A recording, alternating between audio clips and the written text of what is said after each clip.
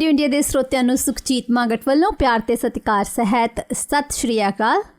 6 ਫਰਵਰੀ 2022 programme अज का मुद्दा इतिहास के झरोखे चों विच आप सब का निੱਘਾ स्वागत है। मेरा तो तुहाडा साथ बनिया रहेगा हुण तो लैके ठीक 10 बजे तक।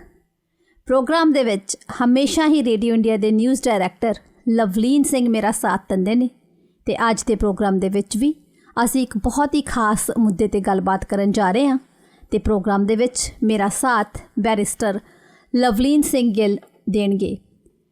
सियासत विच परसैप्शन बहुत मायने रखती है। परसैप्शन बड़ी मेहनत अते रणनीति नाल बनाई जाती है। लोकां नूं उही सुनाया अते दिखाया जाता है जो वो सुनना ते देखना चाहते ने, पर असलीयत इस परसैप्शन तो कोहां दूर हुंदी है। सच्चाई नूं परदियां पिछे लुकोया जाता है, पब्लिक दियां भावनावां दा सहारा लिया जाता है। जो असल विच हुंदा है उसनूं भी लुकाउण दी कोशिश कीती जाती है। जो असल विच हुंदा है वो दिखदा नहीं अते जो दिखदा है वो हुंदा नहीं। पर सियासत नूं अते समाज नूं समझण वाले उस छुपे हुए सच नूं उजागर करके समय तो समय सच दा होका दिंदे रहिंदे ने। पंजाब दी सियासत विच 2014 विच एंट्री मारन वाले अरविंद केजरीवाल अते आम आदमी पार्टी बारे भी समय समय ते विवाद उठते रहे ने, दोष लगते रहे ने। कई लोगों का कहना है कि अरविंद केजरीवाल RSS अते BJP दे लुकमे जोटीदार हैं।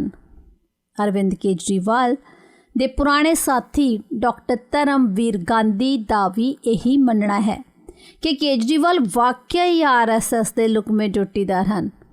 अज इस विषय पर चर्चा करन जा रहे हैं तो इस दे विच मेरा साथ देन जा रहे हैं रेडियो इंडिया के director of research barrister Lovleen Singh Gill. Lovleen ji, program विच तुहाडा स्वागत है जी। बहुत शुक्रिया सुखजीत जी। लवलीन जी, प्रोग्राम दे विच अज असीं गलबात करन जा रहे हैगे आ जी अरविंद केजरीवाल, उन्हां दी सियासत दे विच जिहो जी अप्रोच रही है। मेरा सब तो पहला सवाल तुहानूं है, अरविंद केजरीवाल अते आम आदमी पार्टी उत्ते उन्हां दे पुराने साथी ही कई तरह के इल्ज़ाम लगा रहे हैं। ये भी कहा जा रहा है कि वो RSS के लुकमे जोटीदार ने। आखिर आप दी विचारधारा है की? जी सुखजीत जी, क्योंकि जो विधान सभा इलैक्शन है पंजाब दे विच ਉਹ ਹੁਣ ਸਿਰ 'ਤੇ ਆਈ ਖੜੀ ਹੈ, ਇਸ ਲਈ ਜੋ ਇਲਜ਼ਾਮ ਤਰਾਸ਼ੀ ਦਾ ਦੌਰ ਹੈ ਉਸ ਦਾ ਚੱਲਣਾ ਇਸ ਸਮੇਂ ਦੇ ਵਿੱਚ ਸੁਭਾਵਿਕ ਹੈ। ਜੋ ਤੁਸੀਂ ਮੈਨੂੰ ਸਵਾਲ ਪੁੱਛਿਆ ਕਿ ਆਮ ਆਦਮੀ ਪਾਰਟੀ ਦੀ ਵਿਚਾਰਧਾਰਾ ਕੀ ਹੈ ਜਾਂ ਜੋ ਅਰਵਿੰਦ ਕੇਜਰੀਵਾਲ ਦੇ ਉੱਤੇ ਜੋ ਇਲਜ਼ਾਮ ਲੱਗ ਰਹੇ ਨੇ ਉਸ ਦੇ ਬਾਰੇ, ਸੋ ਇਹ ਸਵਾਲ ਬੜਾ ਜ਼ਰੂਰੀ ਸਵਾਲ ਹੈ। ਇਹ ਸਵਾਲ ਹਰੇਕ ਪੰਜਾਬੀ ਨੂੰ ਆਮ ਆਦਮੀ ਪਾਰਟੀ ਤੋਂ ਪੁੱਛਣਾ ਚਾਹੀਦਾ ਹੈ। ਇਹ ਸਵਾਲ ਹਰੇਕ ਪਿੰਡ, ਹਰੇਕ ਸ਼ਹਿਰ ਦੇ ਵਸਨੀਕ ਨੂੰ ਆਮ ਆਦਮੀ ਪਾਰਟੀ ਦੇ ਕੈਂਡੀਡੇਟਸ ਨੂੰ ਪੁੱਛਣਾ ਚਾਹੀਦਾ ਹੈ। ਆਮ ਆਦਮੀ ਪਾਰਟੀ ਦੇ ਪ੍ਰਧਾਨ ਨੂੰ ਪੁੱਛਣਾ ਚਾਹੀਦਾ ਹੈ, ਜ਼ਿਲ੍ਹਾ ਪ੍ਰਧਾਨਾਂ ਨੂੰ ਪੁੱਛਣਾ ਚਾਹੀਦਾ ਹੈ ਕਿ ਆਖਰ ਤੁਹਾਡੀ ਪਾਰਟੀ ਦੀ ਵਿਚਾਰਧਾਰਾ ਕੀ ਹੈ, ਤੁਹਾਡੀ ਪਾਰਟੀ ਦੀ ਆਈਡੀਓਲੋਜੀ ਕੀ ਹੈ। ਕਿਉਂਕਿ ਇਕੱਲੇ ਭਾਰਤ ਦੇ ਵਿੱਚ ਹੀ ਨਹੀਂ ਸੁਖਜੀਤ ਜੀ, ਸਾਰੀ ਦੁਨੀਆ ਦੇ ਵਿੱਚ ਅਸੀਂ ਦੇਖਦੇ ਹਾਂ ਕਿ ਜੋ ਵੀ ਪੋਲੀਟੀਕਲ ਪਾਰਟੀਜ਼ ਨੇ, ਜੋ ਲੋਕਾਂ ਦੇ ਵਿੱਚ ਜਾਂ ਪੋਲੀਟੀਕਲ ਸਫੀਅਰ ਦੇ ਵਿੱਚ ਜੋ ਵਿਚਰ ਰਹੀਆਂ ਨੇ, ਉਹ ਕਿਸੇ ਨਾ ਕਿਸੇ ਵਿਚਾਰਧਾਰਾ ਦੇ ਵਿੱਚੋਂ ਪੈਦਾ ਹੋਈਆਂ ਨੇ।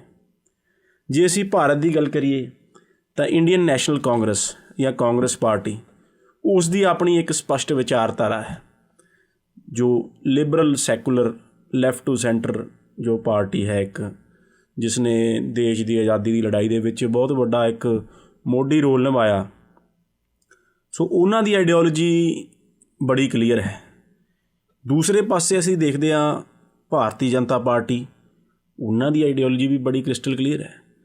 ਭਾਰਤੀ ਜਨਤਾ ਪਾਰਟੀ ਬੜੀ ਸਪਸ਼ਟ ਹੈ ਕਿ ਉਹ ਜੋ ਰਾਸ਼ਟਰਵਾਦ ਅਤੇ ਜੋ ਕਲਚਰਲ ਨੈਸ਼ਨਲਿਜ਼ਮ, ਜਿਸ ਨੂੰ ਅਸੀਂ ਕਹਿੰਦੇ ਹਾਂ ਸਾਂਸਕ੍ਰਿਤਿਕ ਰਾਸ਼ਟਰਵਾਦ ਦੀ ਗੱਲ ਭਾਰਤੀ ਜਨਤਾ ਪਾਰਟੀ ਕਰਦੀ ਹੈ, ਅਤੇ RSS ਹਿੰਦੂ ਰਾਸ਼ਟਰ ਦੀ ਗੱਲ ਕਰਦਾ ਹੈ। ਸੋ ਜੇ ਅਸੀਂ ਪੰਜਾਬ 'ਤੇ ਆਈਏ ਤਾਂ ਸ਼੍ਰੋਮਣੀ ਅਕਾਲੀ ਦਲ, ਉਹਨਾਂ ਦੀ ਆਈਡੀਓਲੋਜੀ ਵੀ ਬੜੀ ਕਲੀਅਰ ਹੈ। ਉਹਨਾਂ ਦੀ ਸੋਚ ਵੀ ਜੋ ਇੱਕ ਸਭ ਨੂੰ ਪਤਾ ਹੈ ਕਿ ਉਹ ਇੱਕ ਪੰਥਕ ਪਾਰਟੀ, ਇੱਕ ਕਿਸਾਨਾਂ ਦੀ ਪਾਰਟੀ ਹੋਣ ਦਾ ਦਾਅਵਾ ਕਰਦੇ ਨੇ। ਪਰ ਇੱਕੋ ਇੱਕ ਆਮ ਆਦਮੀ ਪਾਰਟੀ ਇਹੋ ਜਿਹੀ ਹੈ ਜਿਸ ਦੀ ਆਈਡੀਓਲੋਜੀ ਕਿਸੇ ਨੂੰ ਪਤਾ ਹੀ ਨਹੀਂ, ਕਿਉਂਕਿ ਉਹਨਾਂ ਨੇ ਆਪਣੀ ਆਈਡੀਓਲੋਜੀ ਹਜੇ ਤੱਕ ਉਜਾਗਰ ਹੀ ਨਹੀਂ ਕੀਤੀ, ਕਿਸੇ ਨੂੰ ਦੱਸਿਆ ਹੀ ਨਹੀਂ ਕਿ ਸਾਡੀ ਆਈਡੀਓਲੋਜੀ ਹੈ ਕੀ। ਸੁਖਜੀਤ ਜੀ, ਜਦ ਵੀ ਅਰਵਿੰਦ ਕੇਜਰੀਵਾਲ ਨੂੰ ਇਹ ਸਵਾਲ ਪੁੱਛਿਆ ਜਾਂਦਾ ਹੈ ਕਿ ਤੁਹਾਡੀ ਆਈਡੀਓਲੋਜੀ ਕੀ ਹੈ, ਉਹ ਬੜਾ ਇੱਕ ਗੋਲ ਮੋਲ ਜਵਾਬ ਦਿੰਦੇ ਨੇ ਕਿ ਜੋ ਲੋਕਾਂ ਦੇ ਮਸਲੇ ਨੇ ਉਹਨਾਂ ਨੂੰ ਹੱਲ ਕਰਨਾ ਹੀ ਸਾਡੀ ਆਈਡੀਓਲੋਜੀ ਹੈ। ਸਾਡੀ ਜੋ ਆਈਡੀਓਲੋਜੀ ਹੈ ਉਹ ਸੋਲਿਊਸ਼ਨ ਬੇਸਡ ਹੈ। ਸੋ ਅਜਿਹਾ ਬੰਦਾ ਉਹਨਾਂ ਹਾਲਾਤਾਂ ਦੇ ਵਿੱਚ ਹੀ ਕਰਦਾ ਹੁੰਦਾ ਹੈ ਜਦ ਉਹਨੇ ਕੋਈ ਗੱਲ ਸਪਸ਼ਟ ਨਾ ਕਰਨੀ ਹੋਵੇ, ਕੋਈ ਫਲੈਕਸੀਬਿਲਿਟੀ ਰੱਖਣੀ ਹੋਵੇ, ਕੱਲ੍ਹ ਨੂੰ ਕੋਈ ਸਟੈਂਡ ਬਦਲਣਾ ਹੋਵੇ। ਸੋ ਇਸ ਲਈ ਇਹ ਕੋਈ ਵੀ ਦਾਅਵਾ ਨਹੀਂ ਕਰ ਸਕਦਾ ਕਿ ਸਾਨੂੰ ਆਮ ਆਦਮੀ ਪਾਰਟੀ ਦੀ ਆਈਡੀਓਲੋਜੀ ਪਤਾ ਹੈ ਜਾਂ ਇਹੋ ਜਿਹੀ ਕੋਈ ਆਮ ਆਦਮੀ ਪਾਰਟੀ ਦੀ ਕੋਈ ਆਈਡੀਓਲੋਜੀ ਹੈ ਵੀ, ਕਿ ਆਮ ਆਦਮੀ ਪਾਰਟੀ ਇੱਕ ਰਾਈਟ ਵਿੰਗ ਪਾਰਟੀ ਹੈ, ਉਹ ਸੱਜੇ ਪੱਖੀ ਪਾਰਟੀ ਹੈ ਬੀਜੇਪੀ ਦੀ ਤਰ੍ਹਾਂ, ਕਿ ਉਹ ਖੱਬੇ ਪੱਖੀ ਪਾਰਟੀ ਹੈ ਕਮਿਊਨਿਸਟ ਪਾਰਟੀ ਦੀ ਤਰ੍ਹਾਂ, ਜਾਂ ਉਹ ਇੱਕ ਸੈਂਟਰਿਸਟ ਪਾਰਟੀ ਹੈ ਕਾਂਗਰਸ ਦੀ ਤਰ੍ਹਾਂ। ਇਹ ਕੋਈ ਨਹੀਂ ਕਹਿ ਸਕਦਾ, ਕਿਉਂਕਿ ਆਮ ਆਦਮੀ ਪਾਰਟੀ ਨੇ ਇਸ ਗੱਲ ਦੇ ਉੱਤੇ ਕਦੇ ਆਪਣਾ ਸਟੈਂਡ ਸਪਸ਼ਟ ਹੀ ਨਹੀਂ ਕੀਤਾ। ਜੋ ਉਹਨਾਂ ਨੇ ਮੁੱਦੇ ਪਹਿਲਾਂ ਚੱਕ ਕੇ ਸਿਆਸਤ ਦੇ ਵਿੱਚ ਆਏ, VIP ਕਲਚਰ ਨੂੰ ਖ਼ਤਮ ਕਰਨਾ, ਕਰਪਸ਼ਨ ਨੂੰ ਖ਼ਤਮ ਕਰਨਾ, ਉਹ ਜੋ ਟਰਡੀਸ਼ਨਲੀ ਜੋ ਉਹ ਮੁੱਦੇ ਸਨ ਉਹ ਲੈਫਟ ਦੇ ਮੁੱਦੇ ਸਨ, ਖੱਬੇ ਪੱਖੀ ਪਾਰਟੀਆਂ ਦੇ ਉਹ ਮੁੱਦੇ ਸਨ ਜਿਸ ਤੋਂ ਉਹਨਾਂ ਨੇ ਸ਼ੁਰੂਆਤ ਕੀਤੀ। ਅਤੇ ਪਰ ਬਾਅਦ ਦੇ ਵਿੱਚ ਕਦੇ ਵੀ ਉਹਨਾਂ ਨੇ ਚੀਜ਼ ਨੂੰ, ਆਪਣੀ ਵਿਚਾਰਧਾਰਾ ਨੂੰ ਲੋਕਾਂ ਦੇ ਵਿੱਚ ਸਪਸ਼ਟ ਨਹੀਂ ਕੀਤਾ। ਪਰ ਲਵਲੀਨ ਜੀ, ਇੱਥੇ ਸਵਾਲ ਇਹੀ ਪੈਦਾ ਹੁੰਦਾ, ਜਿਵੇਂ ਕਿ ਤੁਸੀਂ ਦੱਸਿਆ ਕਿ ਉਹ ਕਹਿੰਦੇ ਨੇ ਕਿ ਸਾਡੀ ਜਿਹੜੀ ਆਈਡੀਓਲੋਜੀ ਆ ਇਹ ਸੋਲਿਊਸ਼ਨ ਬੇਸਡ ਆ।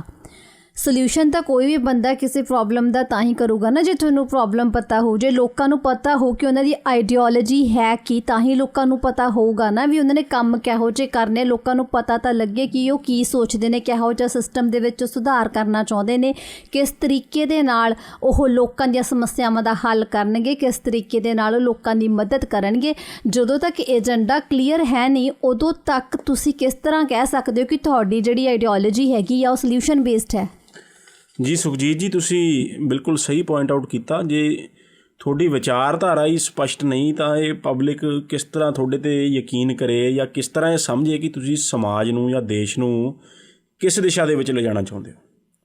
ਜੋ ਤੁਸੀਂ ਇੱਕ ਪਹਿਲਾਂ ਆਪਣੇ ਸਵਾਲ ਦੇ ਵਿੱਚ ਗੱਲ ਕੀਤੀ ਕਿ ਅਰਵਿੰਦ ਕੇਜਰੀਵਾਲ ਅਤੇ ਆਮ ਆਦਮੀ ਪਾਰਟੀ ਦੇ ਉੱਤੇ ਇਹ ਇਲਜ਼ਾਮ ਲੱਗ ਰਹੇ ਨੇ ਕਿ ਉਹ RSS ਜਾਂ ਭਾਜਪਾ ਦੇ ਲੁਕਵੇਂ ਜੋਟੀਦਾਰ ਨੇ, ਜੋ ਡਾਕਟਰ ਧਰਮਵੀਰ ਗਾਂਧੀ ਬਾਰ-ਬਾਰ ਕਹਿ ਰਹੇ ਨੇ, ਉਹ ਉਸ ਨਜ਼ਰੀਏ ਤੋਂ ਜੋ ਅਸੀਂ ਦੇਖੀਏ ਤਾਂ ਜੋ ਆਮ ਆਦਮੀ ਪਾਰਟੀ ਹੈ ਇਹ ਇੰਡੀਆ ਅਗੇਂਸਟ ਕਰਪਸ਼ਨ ਜੋ ਮੂਵਮੈਂਟ ਹੋਇਆ ਕਰਦੀ ਸੀ, ਜੋ ਅੰਨਾ ਹਜ਼ਾਰੇ ਮੂਵਮੈਂਟ ਜੋ ਇਹਨਾਂ ਨੇ ਕਰਪਸ਼ਨ ਦੇ ਖਿਲਾਫ ਜੋ ਸ਼ੁਰੂ ਕੀਤੀ ਸੀ, ਉਸ ਦੇ ਵਿੱਚੋਂ ਜੋ ਉੱਭਰੀ ਹੋਈ ਪਾਰਟੀ ਹੈ।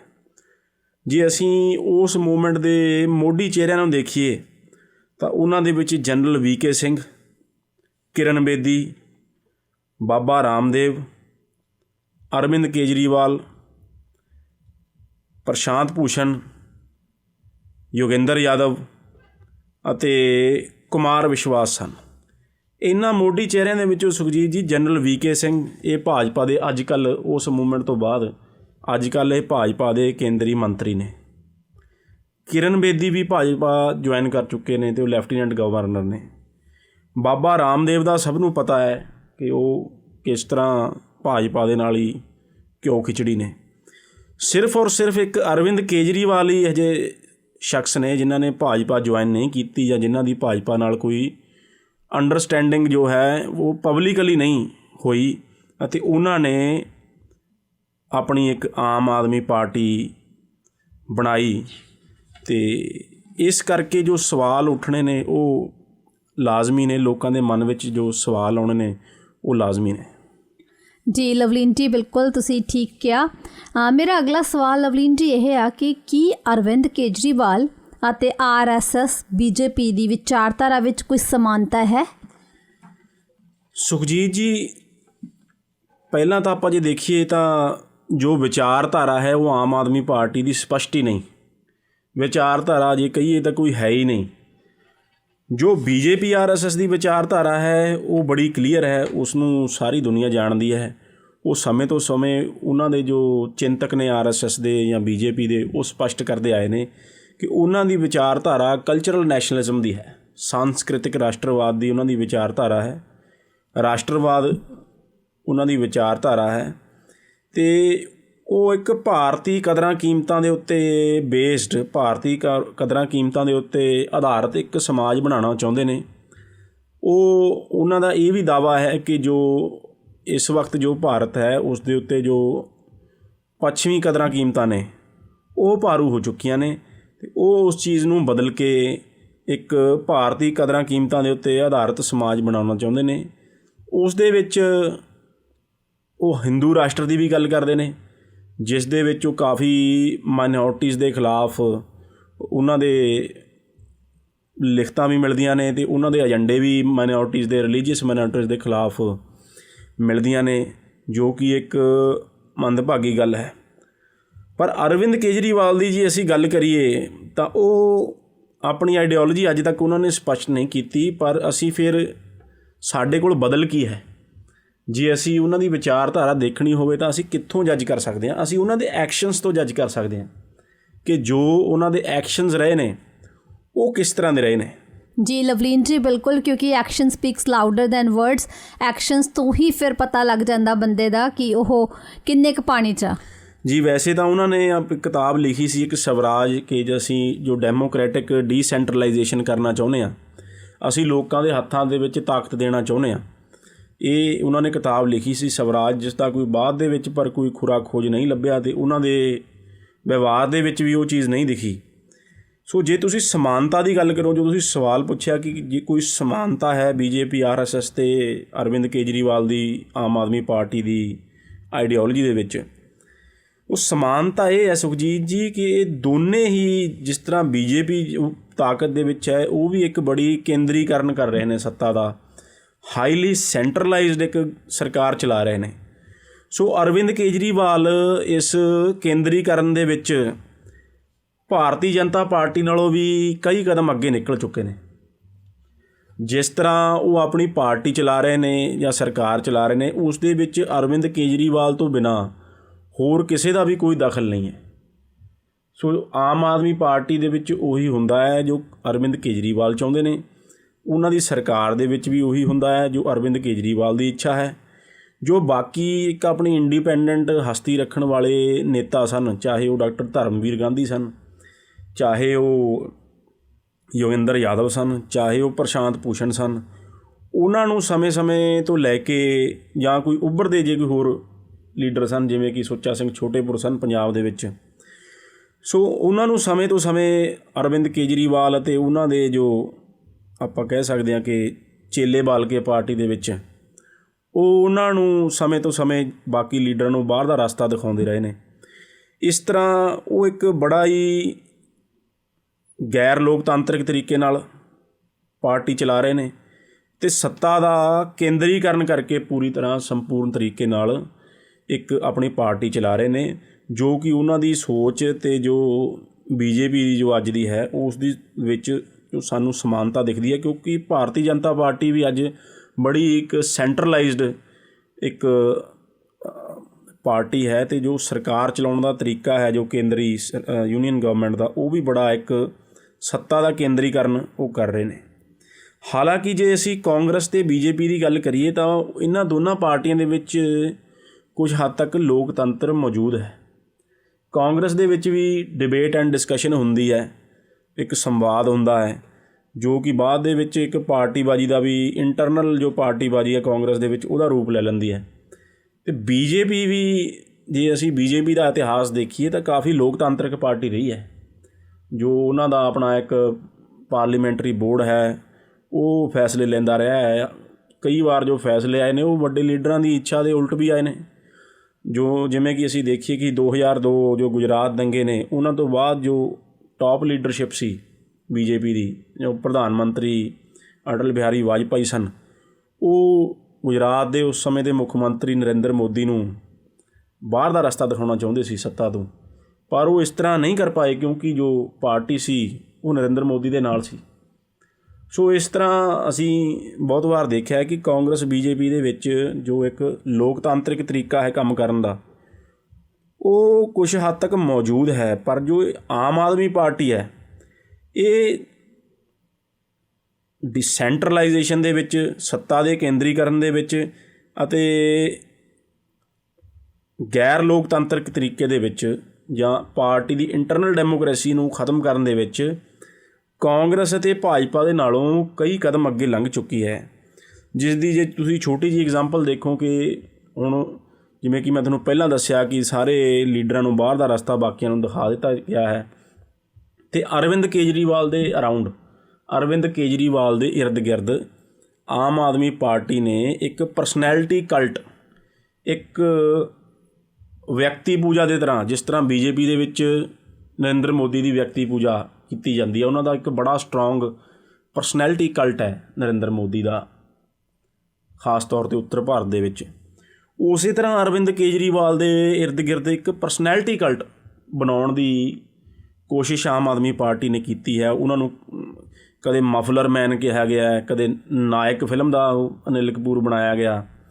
ਸੋ ਇਹ ਇੱਕ ਤਰੀਕੇ ਹੁੰਦੇ ਨੇ ਸੁਖਜੀਤ ਜੀ, ਜੋ ਇੱਕ ਡੈਮੋਕ੍ਰੇਸੀ ਨੂੰ ਖ਼ਤਮ ਕਰਕੇ ਇੱਕ ਵਿਅਕਤੀ ਦੀ ਵਿਅਕਤੀ ਪੂਜਾ ਕਰਕੇ ਉਸ ਦਾ ਇੱਕ ਡਿਕਟੇਟਰਸ਼ਿਪ ਉਸ ਦੀ ਕਾਇਮ ਕਰਨਾ ਪਾਰਟੀ ਦੇ ਉੱਤੇ ਜਾਂ ਦੇਸ਼ ਦੇ ਉੱਤੇ, ਜਿਸ ਦੀ ਕਿ ਨਿਖੇਧੀ ਸਮੇਂ ਤੋਂ ਸਮੇਂ ਕਰਦੇ ਆਏ ਨੇ। BR ਅੰਬੇਦਕਰ ਨੇ, ਡਾਕਟਰ BR ਅੰਬੇਦਕਰ ਨੇ ਕਿਹਾ ਹੈ ਕਿ ਜੋ ਪਰਸਨੈਲਿਟੀ, ਜੋ ਹੀਰੋ ਵਰਸ਼ਿਪ ਹੈ, that is a sure road to degradation in politics.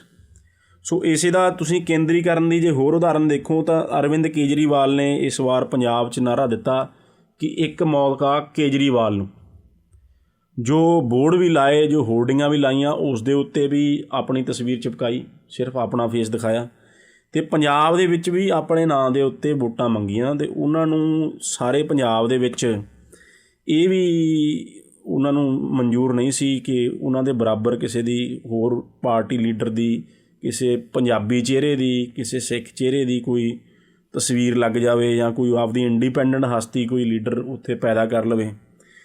ਜਦ ਉਹਨਾਂ ਨੇ ਭਗਵੰਤ ਮਾਨ ਨੂੰ ਮੁੱਖ ਮੰਤਰੀ ਦਾ ਕੈਂਡੀਡੇਟ ਆਪਣਾ ਅਨਾਊਂਸ ਕੀਤਾ ਤਾਂ ਉਸ ਤੋਂ ਬਾਅਦ ਉਹਨਾਂ ਨੇ ਜੋ ਪ੍ਰੈਸ ਕਾਨਫਰੰਸਾਂ ਕੀਤੀਆਂ, ਉਹ ਤੁਸੀਂ ਦੇਖੋ ਇੱਕ ਵੀ ਪ੍ਰੈਸ ਕਾਨਫਰੰਸ ਭਗਵੰਤ ਮਾਨ ਦੀ ਇਕੱਲੇ ਦੀ ਨਹੀਂ ਆ ਰਹੀ। ਹਰ ਵਕਤ ਅਰਵਿੰਦ ਕੇਜਰੀਵਾਲ ਭਗਵੰਤ ਮਾਨ ਦੇ ਨਾਲ ਬੈਠੇ ਨੇ, ਜਿਸ ਤਰ੍ਹਾਂ ਕੋਈ ਹੈੱਡ ਮਾਸਟਰ ਨੇ ਕੋਈ ਬੱਚਾ ਐਵੇਂ ਪੁਚਕਾਰ ਕੇ ਬਿਠਾਇਆ ਹੁੰਦਾ ਕਿ ਜੋ ਅਸੀਂ ਤੇਰੇ ਸਿਰ 'ਤੇ ਤਲਵਾਰ ਲਟਕਾ ਕੇ ਕਹਾਂਗੇ ਤੈਨੂੰ ਉਹੀ ਬੋਲਣਾ ਪਊ। ਸੋ ਉਸ ਤੋਂ ਪਹਿਲਾਂ ਜਿਸ ਤਰ੍ਹਾਂ ਇਹਨਾਂ ਨੇ ਗੈਰ ਲੋਕਤੰਤਰਿਕ ਤਰੀਕੇ ਨਾਲ ਪਾਰਟੀ ਚਲਾਈ, ਲੀਡਰ ਆਫ ਆਪੋਜੀਸ਼ਨ ਨੂੰ ਟਵੀਟ ਕਰਕੇ ਹੀ ਹਟਾ ਦਿੱਤਾ। ਸੋ ਇਸ ਤਰ੍ਹਾਂ ਜੋ ਅਰਵਿੰਦ ਕੇਜਰੀਵਾਲ ਅਤੇ RSS ਦੀ ਜੋ ਸੋਚ ਹੈ, ਕੇਂਦਰੀਕਰਨ ਦੀ ਸੋਚ, ਉਸ ਨੂੰ ਉਹ ਆਮ ਆਦਮੀ ਪਾਰਟੀ ਅਤੇ ਆਪਣੀ ਦਿੱਲੀ ਸਰਕਾਰ ਅਤੇ ਪੰਜਾਬ ਦੇ ਵਿੱਚ ਉਹ ਲਾਗੂ ਕਰ ਰਹੇ ਨੇ ਹੌਲੀ ਹੌਲੀ। ਜੀ ਲਵਲੀਨ ਜੀ, ਬਿਲਕੁਲ ਤੁਸੀਂ ਸਹੀ ਕਿਹਾ ਕਿ ਉਹ ਆਪਣੀ ਜਿਹੜੀ ਸੋਚ ਹੈਗੀ ਆ, ਜਿਹੜੀ ਕੇਂਦਰੀਕਰਨ ਦੀ ਉਹਨਾਂ ਦੀ ਸੋਚ ਹੈਗੀ, ਸੈਂਟਰਲਾਈਜੇਸ਼ਨ ਆਫ ਪਾਵਰ ਦੀ, ਜਿੱਦਾਂ ਤੁਸੀਂ ਗੱਲਬਾਤ ਕੀਤੀ ਹੈਗੀ, ਉਹ ਸਾਰੀ ਜਿਹੜੀ ਝਲਕ ਆ ਉਹ ਅਰਵਿੰਦ ਕੇਜਰੀਵਾਲ ਦੇ ਜਿਹੜੇ ਐਕਸ਼ਨਸ ਆ ਉਹਨਾਂ ਤੋਂ ਸਾਨੂੰ ਨਜ਼ਰ ਆਉਂਦੀ ਆ। ਇਸ ਸਮੇਂ ਤੁਸੀਂ ਸੁਣ ਰਹੇ ਹੋ KRPA 1110 AM ਅਤੇ ਅੱਜ ਦੇ ਪ੍ਰੋਗਰਾਮ ਦੇ ਵਿੱਚ ਅਸੀਂ ਗੱਲਬਾਤ ਕਰ ਰਹੇ ਹਾਂ ਅਰਵਿੰਦ ਕੇਜਰੀਵਾਲ ਅਤੇ ਉਹਨਾਂ ਦੇ ਪੋਲੀਟੀਕਲ ਰੋਲ ਬਾਰੇ। ਕੇਜਰੀਵਾਲ ਨੇ ਹਾਲ ਹੀ ਵਿੱਚ ਧਰਮ ਪਰਿਵਰਤਨ ਉੱਤੇ ਇੱਕ ਬਿਆਨ ਦਿੱਤਾ। ਲਵਲੀਨ ਜੀ, ਉਸ ਬਿਆਨ ਨੂੰ ਤੁਸੀਂ ਕਿਸ ਤਰ੍ਹਾਂ ਦੇਖਦੇ ਹੋ? ਜੀ ਇਹ ਬੜਾ ਹੀ ਜ਼ਰੂਰੀ, ਜਿਸ ਤਰ੍ਹਾਂ ਆਪਾਂ ਪਹਿਲਾਂ ਗੱਲ ਕੀਤੀ ਕਿ ਕਿਉਂਕਿ ਆਈਡੀਓਲੋਜੀ ਆਮ ਆਦਮੀ ਪਾਰਟੀ ਨੇ ਆਪਣੀ ਸਪਸ਼ਟ ਨਹੀਂ ਕੀਤੀ, ਪਰ ਜਿਸ ਤਰ੍ਹਾਂ ਤੁਸੀਂ ਪਹਿਲਾਂ ਪੁਆਇੰਟ ਆਊਟ ਕੀਤਾ ਕਿ actions speak louder than words. So Sukhjeet, ਇਹ ਜੋ ਬਿਆਨ ਹੈ ਇਹ ਅਰਵਿੰਦ ਕੇਜਰੀਵਾਲ ਦੀ ਆਈਡੀਓਲੋਜੀ ਬਾਰੇ ਜਾਂ ਆਮ ਆਦਮੀ ਪਾਰਟੀ ਦੀ ਆਈਡੀਓਲੋਜੀ ਬਾਰੇ ਕਾਫੀ ਕੁਝ ਦੱਸ ਦਿੰਦਾ ਹੈ। ਹਾਲ ਹੀ ਦੇ ਵਿੱਚ ਜਲੰਧਰ ਵਿਖੇ 30 ਜਨਵਰੀ 2022 ਨੂੰ ਅਰਵਿੰਦ ਕੇਜਰੀਵਾਲ ਨੇ ਇੱਕ ਪ੍ਰੈਸ ਕਾਨਫਰੰਸ ਦੇ ਦੌਰਾਨ ਇਹ ਬਿਆਨ ਦਿੱਤਾ ਕਿ ਜੋ ਧਾਰਮਿਕ ਕਨਵਰਜਨਸ ਨੇ ਉਹਨਾਂ ਦੇ ਅਗੇਂਸਟ ਇੱਕ ਲਾਅ ਆਉਣਾ ਚਾਹੀਦਾ ਹੈ, ਜੋ ਬਾਏ ਲਾਅ ਜੋ ਰਿਲੀਜੀਅਸ ਕਨਵਰਜਨਸ ਨੇ, ਜੋ ਧਰਮ ਪਰਿਵਰਤਨ ਹੈ, ਉਸ ਨੂੰ ਬਾਏ ਲਾਅ ਰੋਕਿਆ ਜਾਣਾ ਚਾਹੀਦਾ ਹੈ। ਉਹਨਾਂ ਨੇ ਅੱਗੇ ਆਪਣੀ ਸਟੇਟਮੈਂਟ ਨੂੰ ਕੁਆਲੀਫਾਈ ਕੀਤਾ ਕਿ ਜੋ ਜ਼ੋਰ ਜ਼ਬਰਦਸਤੀ ਕਿਸੇ ਦਾ ਧਰਮ ਪਰਿਵਰਤਨ ਕਰਨਾ ਜਾਂ ਪੈਸੇ ਦੇ ਕੇ ਕਿਸੇ ਦਾ ਧਰਮ ਪਰਿਵਰਤਨ ਕਰਨਾ ਜਾਂ ਲਾਲਚ ਦੇ ਕੇ ਧਰਮ ਪਰਿਵਰਤਨ ਕਰਨਾ, ਉਸ ਦੇ ਅਗੇਂਸਟ ਇਹ ਲਾਅ ਹੋਣਾ ਚਾਹੀਦਾ ਹੈ। ਸੁਖਜੀਤ, ਜੋ ਧਰਮ ਪਰਿਵਰਤਨ ਹੈ ਇਹ ਅੱਜ ਤੋਂ ਨਹੀਂ, ਕਾਫੀ ਲੰਬੇ ਸਮੇਂ ਤੋਂ ਭਾਰਤ ਦੇ ਵਿੱਚ ਇੱਕ ਚਰਚਾ ਦਾ ਵਿਸ਼ਾ ਬਣਿਆ ਹੋਇਆ, ਵਿਵਾਦ ਦਾ ਵਿਸ਼ਾ ਬਣਿਆ ਹੋਇਆ ਅਤੇ ਕਈ ਵਾਰ ਲੜਾਈ ਝਗੜੇ ਦਾ ਵੀ ਵਿਸ਼ਾ ਬਣ ਜਾਂਦਾ ਹੈ। ਕਿਉਂਕਿ ਜੋ ਭਾਰਤ ਦੇ ਵਿੱਚ ਉਪਜੇ ਹੋਏ ਧਰਮ ਨੇ, ਜਿਸ ਤਰ੍ਹਾਂ ਕਿ ਹਿੰਦੂ ਧਰਮ, ਸਿੱਖ ਧਰਮ, ਬੌਧ ਧਰਮ ਅਤੇ ਜੈਨ ਧਰਮ, ਇਹਨਾਂ ਸਾਰੇ ਧਰਮਾਂ ਦੇ ਵਿੱਚ ਕਨਵਰਜਨ ਦੇ ਉੱਤੇ ਜ਼ੋਰ ਨਹੀਂ ਹੈ। ਇਹ ਜੋ ਧਰਮ ਨੇ, ਜੋ ਭਾਰਤ ਦੇ ਵਿੱਚ ਉਪਜੇ ਹੋਏ ਧਰਮ ਨੇ, ਇਹ ਕਿਸੇ ਦੂਸਰੇ ਧਰਮ ਵਾਲੇ ਨੂੰ ਕਦੀ ਵੀ ਕਨਵਰਟ ਕਰਨ 'ਤੇ ਜ਼ੋਰ ਨਹੀਂ ਪਾਉਂਦੇ ਜਾਂ ਕਿਸੇ ਨੂੰ ਕਨਵਰਜਨ ਦੀ ਪੇਸ਼ਕਸ਼ ਨਹੀਂ ਦਿੰਦੇ। ਤੁਸੀਂ ਕਦੇ ਵੀ ਕਿਸੇ ਜੈਨ ਵਿਅਕਤੀ ਨੂੰ, ਕਿਸੇ ਦੂਸਰੇ ਨੂੰ ਕਹਿੰਦੇ ਨਹੀਂ ਸੁਣਿਆ ਹੋਵੇਗਾ ਕਿ ਤੂੰ ਜੈਨ ਬਣ ਜਾ, ਜਾਂ ਕਿਸੇ ਹਿੰਦੂ ਨੂੰ ਜਾਂ ਕਿਸੇ ਸਿੱਖ ਨੂੰ ਇਹ ਤੁਸੀਂ ਕਿਸੇ 'ਤੇ ਜ਼ੋਰ ਪਾਉਂਦੇ ਨਹੀਂ ਦੇਖੋਗੇ ਕਿ ਤੁਸੀਂ ਕਨਵਰਟ ਹੋ ਜਾਵੋ। ਪਰ ਜੋ ਭਾਰਤ ਦੇ ਵਿੱਚ ਜੋ ਬਾਹਰੋਂ ਧਰਮ ਆਏ ਹੋਏ ਨੇ, ਉਹਨਾਂ ਦੇ ਵਿੱਚ, ਕਈ ਧਰਮਾਂ ਦੇ ਵਿੱਚ ਜੋ ਕਨਵਰਜਨ ਹੈ, ਜੋ ਧਰਮ ਪਰਿਵਰਤਨ ਹੈ, ਉਹ ਇੱਕ ਬੜਾ ਸੈਂਟਰਲ ਥੀਮ ਹੈ। ਉਹਨਾਂ ਦੇ ਵਿੱਚ ਧਾਰਮਿਕ ਡਿਊਟੀ ਬਣਾਈ ਗਈ ਹੈ ਕਿ ਤੁਸੀਂ ਦੂਸਰਿਆਂ ਨੂੰ ਧਰਮ ਪਰਿਵਰਤਨ ਵਾਸਤੇ ਉਹਨਾਂ ਨੂੰ ਕਹੋ ਅਤੇ ਉਹਨਾਂ ਨੂੰ ਉਤਸ਼ਾਹਿਤ ਕਰੋ ਧਰਮ ਪਰਿਵਰਤਨ ਕਰਨ ਵਾਸਤੇ। ਸੋ ਇਸ ਤਰ੍ਹਾਂ ਹਿੰਦੁਸਤਾਨ ਦੇ ਵਿੱਚ ਵੀ ਜੋ ਬਾਹਰੋਂ ਕ੍ਰਿਸਚਨ ਮਿਸ਼ਨਰੀਜ਼ ਆਏ, ਚਾਹੇ ਅੰਗਰੇਜ਼ ਦੇ ਰਾਜ ਦੌਰਾਨ ਆਏ, ਉਹਨਾਂ ਨੇ ਲੋਕਾਂ ਦਾ ਵੱਡੇ ਪੱਧਰ ਦੇ ਉੱਤੇ ਧਰਮ ਪਰਿਵਰਤਨ ਕੀਤਾ। ਚਾਹੇ ਪਹਿਲਾਂ ਇਹ ਕੁਛ ਜੋ ਹਿੰਦੂ ਰਾਸ਼ਟਰਵਾਦੀ ਜੋ ਪਾਰਟੀਆਂ ਨੇ, ਉਹ ਉਸ ਤੋਂ ਪਹਿਲਾਂ ਵੀ ਇਲਜ਼ਾਮ ਲਾਉਂਦੀਆਂ ਰਹਿੰਦੀਆਂ ਨੇ ਕਿ ਜੋ ਬਾਹਰੋਂ ਇਸਲਾਮਿਕ ਰੂਲਰਸ ਆਏ ਜਾਂ ਕੁਛ ਧਾੜਵੀ ਆਏ, ਉਹਨਾਂ ਨੇ ਜ਼ੋਰ ਜ਼ਬਰਦਸਤੀ ਦੇ ਨਾਲ ਹਿੰਦੁਸਤਾਨੀਆਂ ਦਾ ਧਰਮ ਪਰਿਵਰਤਨ ਕੀਤਾ। ਅਤੇ ਪਰ ਜੋ ਇਤਿਹਾਸ ਹੈ ਉਸ ਦੇ ਵਿੱਚ ਸਾਰਾ ਕੁਝ ਹੀ ਆਉਂਦਾ ਹੈ। ਲੋਕਾਂ ਨੇ ਆਪਣੀ ਖੁਸ਼ੀ ਨਾਲ ਵੀ ਧਰਮ ਪਰਿਵਰਤਨ ਕੀਤਾ, ਸੂਫੀਆਂ ਨੇ ਵੀ ਧਰਮ ਪਰਿਵਰਤਨ ਕੀਤਾ, ਹਾਲਾਂਕਿ ਉਹਨਾਂ ਦਾ ਜੋ ਮੈਸੇਜ ਸੀ ਉਹ ਬੜਾ ਪਿਆਰ ਅਤੇ ਸਤਿਕਾਰ ਦਾ ਸੀ।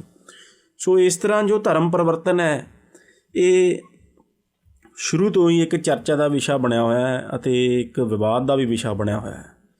ਜੋ ਭਾਰਤ ਦਾ ਸੰਵਿਧਾਨ ਹੈ, ਕੌਨਸਟੀਟਿਊਸ਼ਨ ਆਫ ਇੰਡੀਆ ਹੈ, ਉਹ ਉਸ ਦੇ ਵਿੱਚ ਜੋ ਫੰਡਾਮੈਂਟਲ ਰਾਈਟਸ ਦੇ ਵਿੱਚ ਜੋ ਰਾਈਟ ਟੂ ਜੋ ਰਿਲੀਜੀਅਸ ਫਰੀਡਮ ਹੈ, ਉਸ ਦੇ ਵਿੱਚ ਕਈ ਰਾਈਟਸ ਆ ਜਾਂਦੀਆਂ ਨੇ। ਸੋ ਉਸ ਨੂੰ ਫੰਡਾਮੈਂਟਲ ਰਾਈਟਸ ਦੇ ਵਿੱਚ ਰੱਖਿਆ ਹੋਇਆ ਹੈ।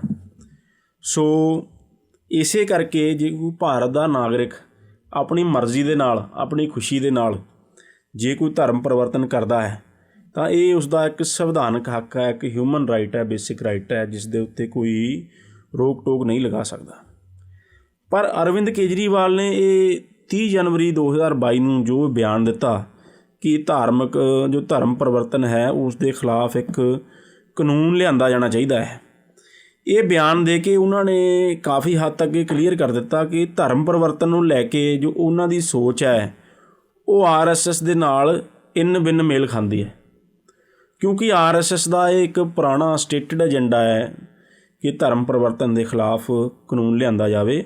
ਉਹਨਾਂ ਦੀ ਆਪਣੀ ਤਰਕ ਹੈ ਕਿ ਧਰਮ ਪਰਿਵਰਤਨ ਦੇ ਨਾਲ ਇੱਕ ਭਾਰਤ ਦੇ ਵਿੱਚ ਇੱਕ ਡੈਮੋਗ੍ਰਾਫਿਕ ਚੇਂਜ ਆ ਜਾਵੇਗੀ, ਜਿਸ ਦਾ ਭਾਰਤ ਨੂੰ ਖਾਮਿਆਜ਼ਾ ਭੁਗਤਣਾ ਪਵੇਗਾ। ਉਹ ਇਹ ਤਰਕ ਦਿੰਦੇ ਨੇ, ਆਪਣੀ ਉਸ ਸੰਸਕ੍ਰਿਤੀ ਨੂੰ ਬਚਾਉਣ ਦੀ ਗੱਲ ਕਰਦੇ ਨੇ।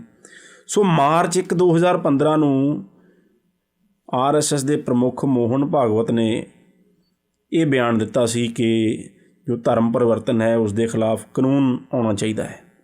ਸੋ ਇਸੇ ਤਰ੍ਹਾਂ 30 ਜਨਵਰੀ 2022 ਨੂੰ ਅਰਵਿੰਦ ਕੇਜਰੀਵਾਲ ਨੇ ਜੋ ਇਹ ਬਿਆਨ ਦਿੱਤਾ ਹੈ ਉਹ RSS ਦੇ ਮੁਖੀ ਨਾਲ ਇੰਨ ਬਿੰਨ ਮੇਲ ਖਾਂਦਾ ਹੈ ਅਤੇ ਉਹਨਾਂ ਨੇ ਇਹ ਸਪਸ਼ਟ ਕਰ ਦਿੱਤਾ ਹੈ ਕਿ ਧਰਮ ਪਰਿਵਰਤਨ ਨੂੰ ਲੈ ਕੇ ਜੋ ਉਹਨਾਂ ਦੀ ਸੋਚ ਹੈ ਉਹ RSS ਦੇ ਨਾਲ ਇੱਕ ਸੁਰ ਹੈ। ਸੋ ਇਸ ਦੇ ਵਿੱਚ ਸੁਖਜੀਤ ਜੀ, ਹਾਲਾਂਕਿ ਉਹਨਾਂ ਨੇ ਕਾਫੀ ਸਪਸ਼ਟੀਕਰਨ ਇਹਦਾ ਬਾਅਦ ਦੇ ਵਿੱਚ ਦਿੱਤਾ ਉਸੇ ਪ੍ਰੈਸ ਕਾਨਫਰੰਸ ਦੇ ਦੌਰਾਨ, ਪਰ ਉਹ ਇਹ ਗੱਲ ਭੁੱਲ ਗਏ ਕਿ ਜੇ ਇਸ ਤਰ੍ਹਾਂ ਦਾ ਕੋਈ ਕਾਨੂੰਨ ਆਉਂਦਾ ਹੈ ਉਸ ਦਾ ਮਿਸਯੂਜ਼ ਵੀ ਹੋ ਸਕਦਾ ਹੈ, ਉਸ ਦੀ ਦੁਰਵਰਤੋਂ ਹੋ ਸਕਦੀ ਹੈ ਮਾਈਨੋਰਿਟੀਜ਼ ਦੇ ਖਿਲਾਫ।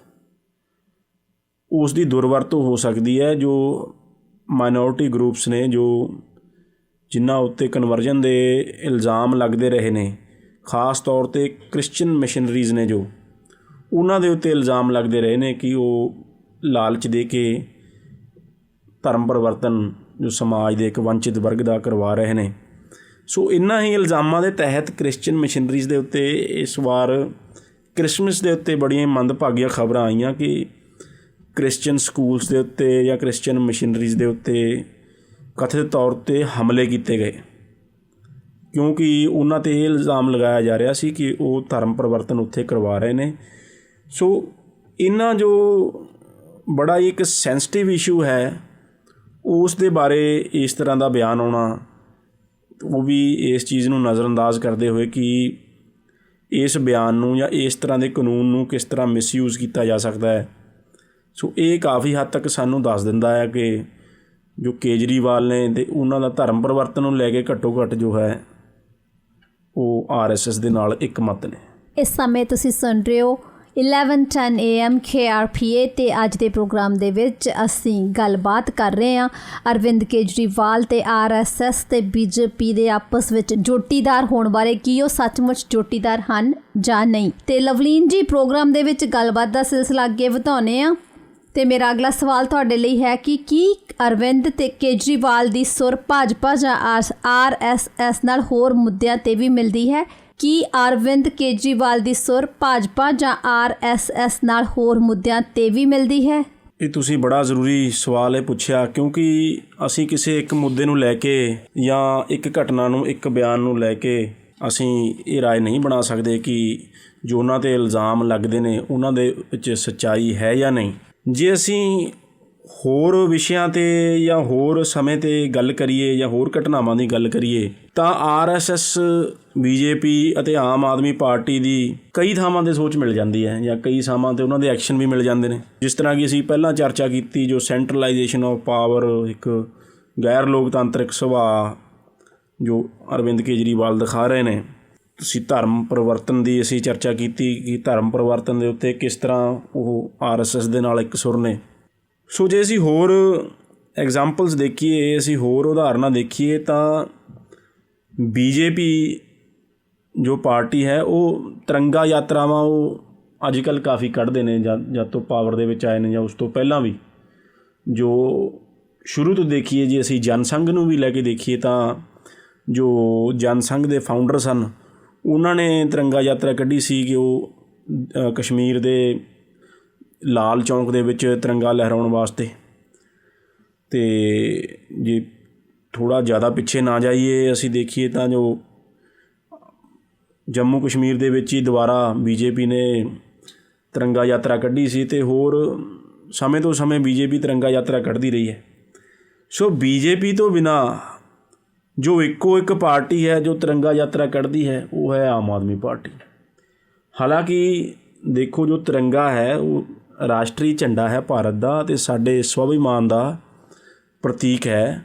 ਤਿਰੰਗੇ ਦੇ ਉੱਤੇ ਸਾਨੂੰ ਸਭ ਨੂੰ ਮਾਣ ਹੈ। ਅਸੀਂ ਤਿਰੰਗੇ ਦੇ ਉੱਤੇ ਮਾਣ ਕਰਦੇ ਹਾਂ ਅਤੇ ਤਿਰੰਗੇ ਦੀ ਅਸੀਂ ਚਾਹੁੰਦੇ ਹਾਂ ਕਿ ਤਿਰੰਗੇ ਦੀ ਜੋ ਸ਼ਾਨ ਹੈ ਉਹ ਬਰਕਰਾਰ ਰਹੇ।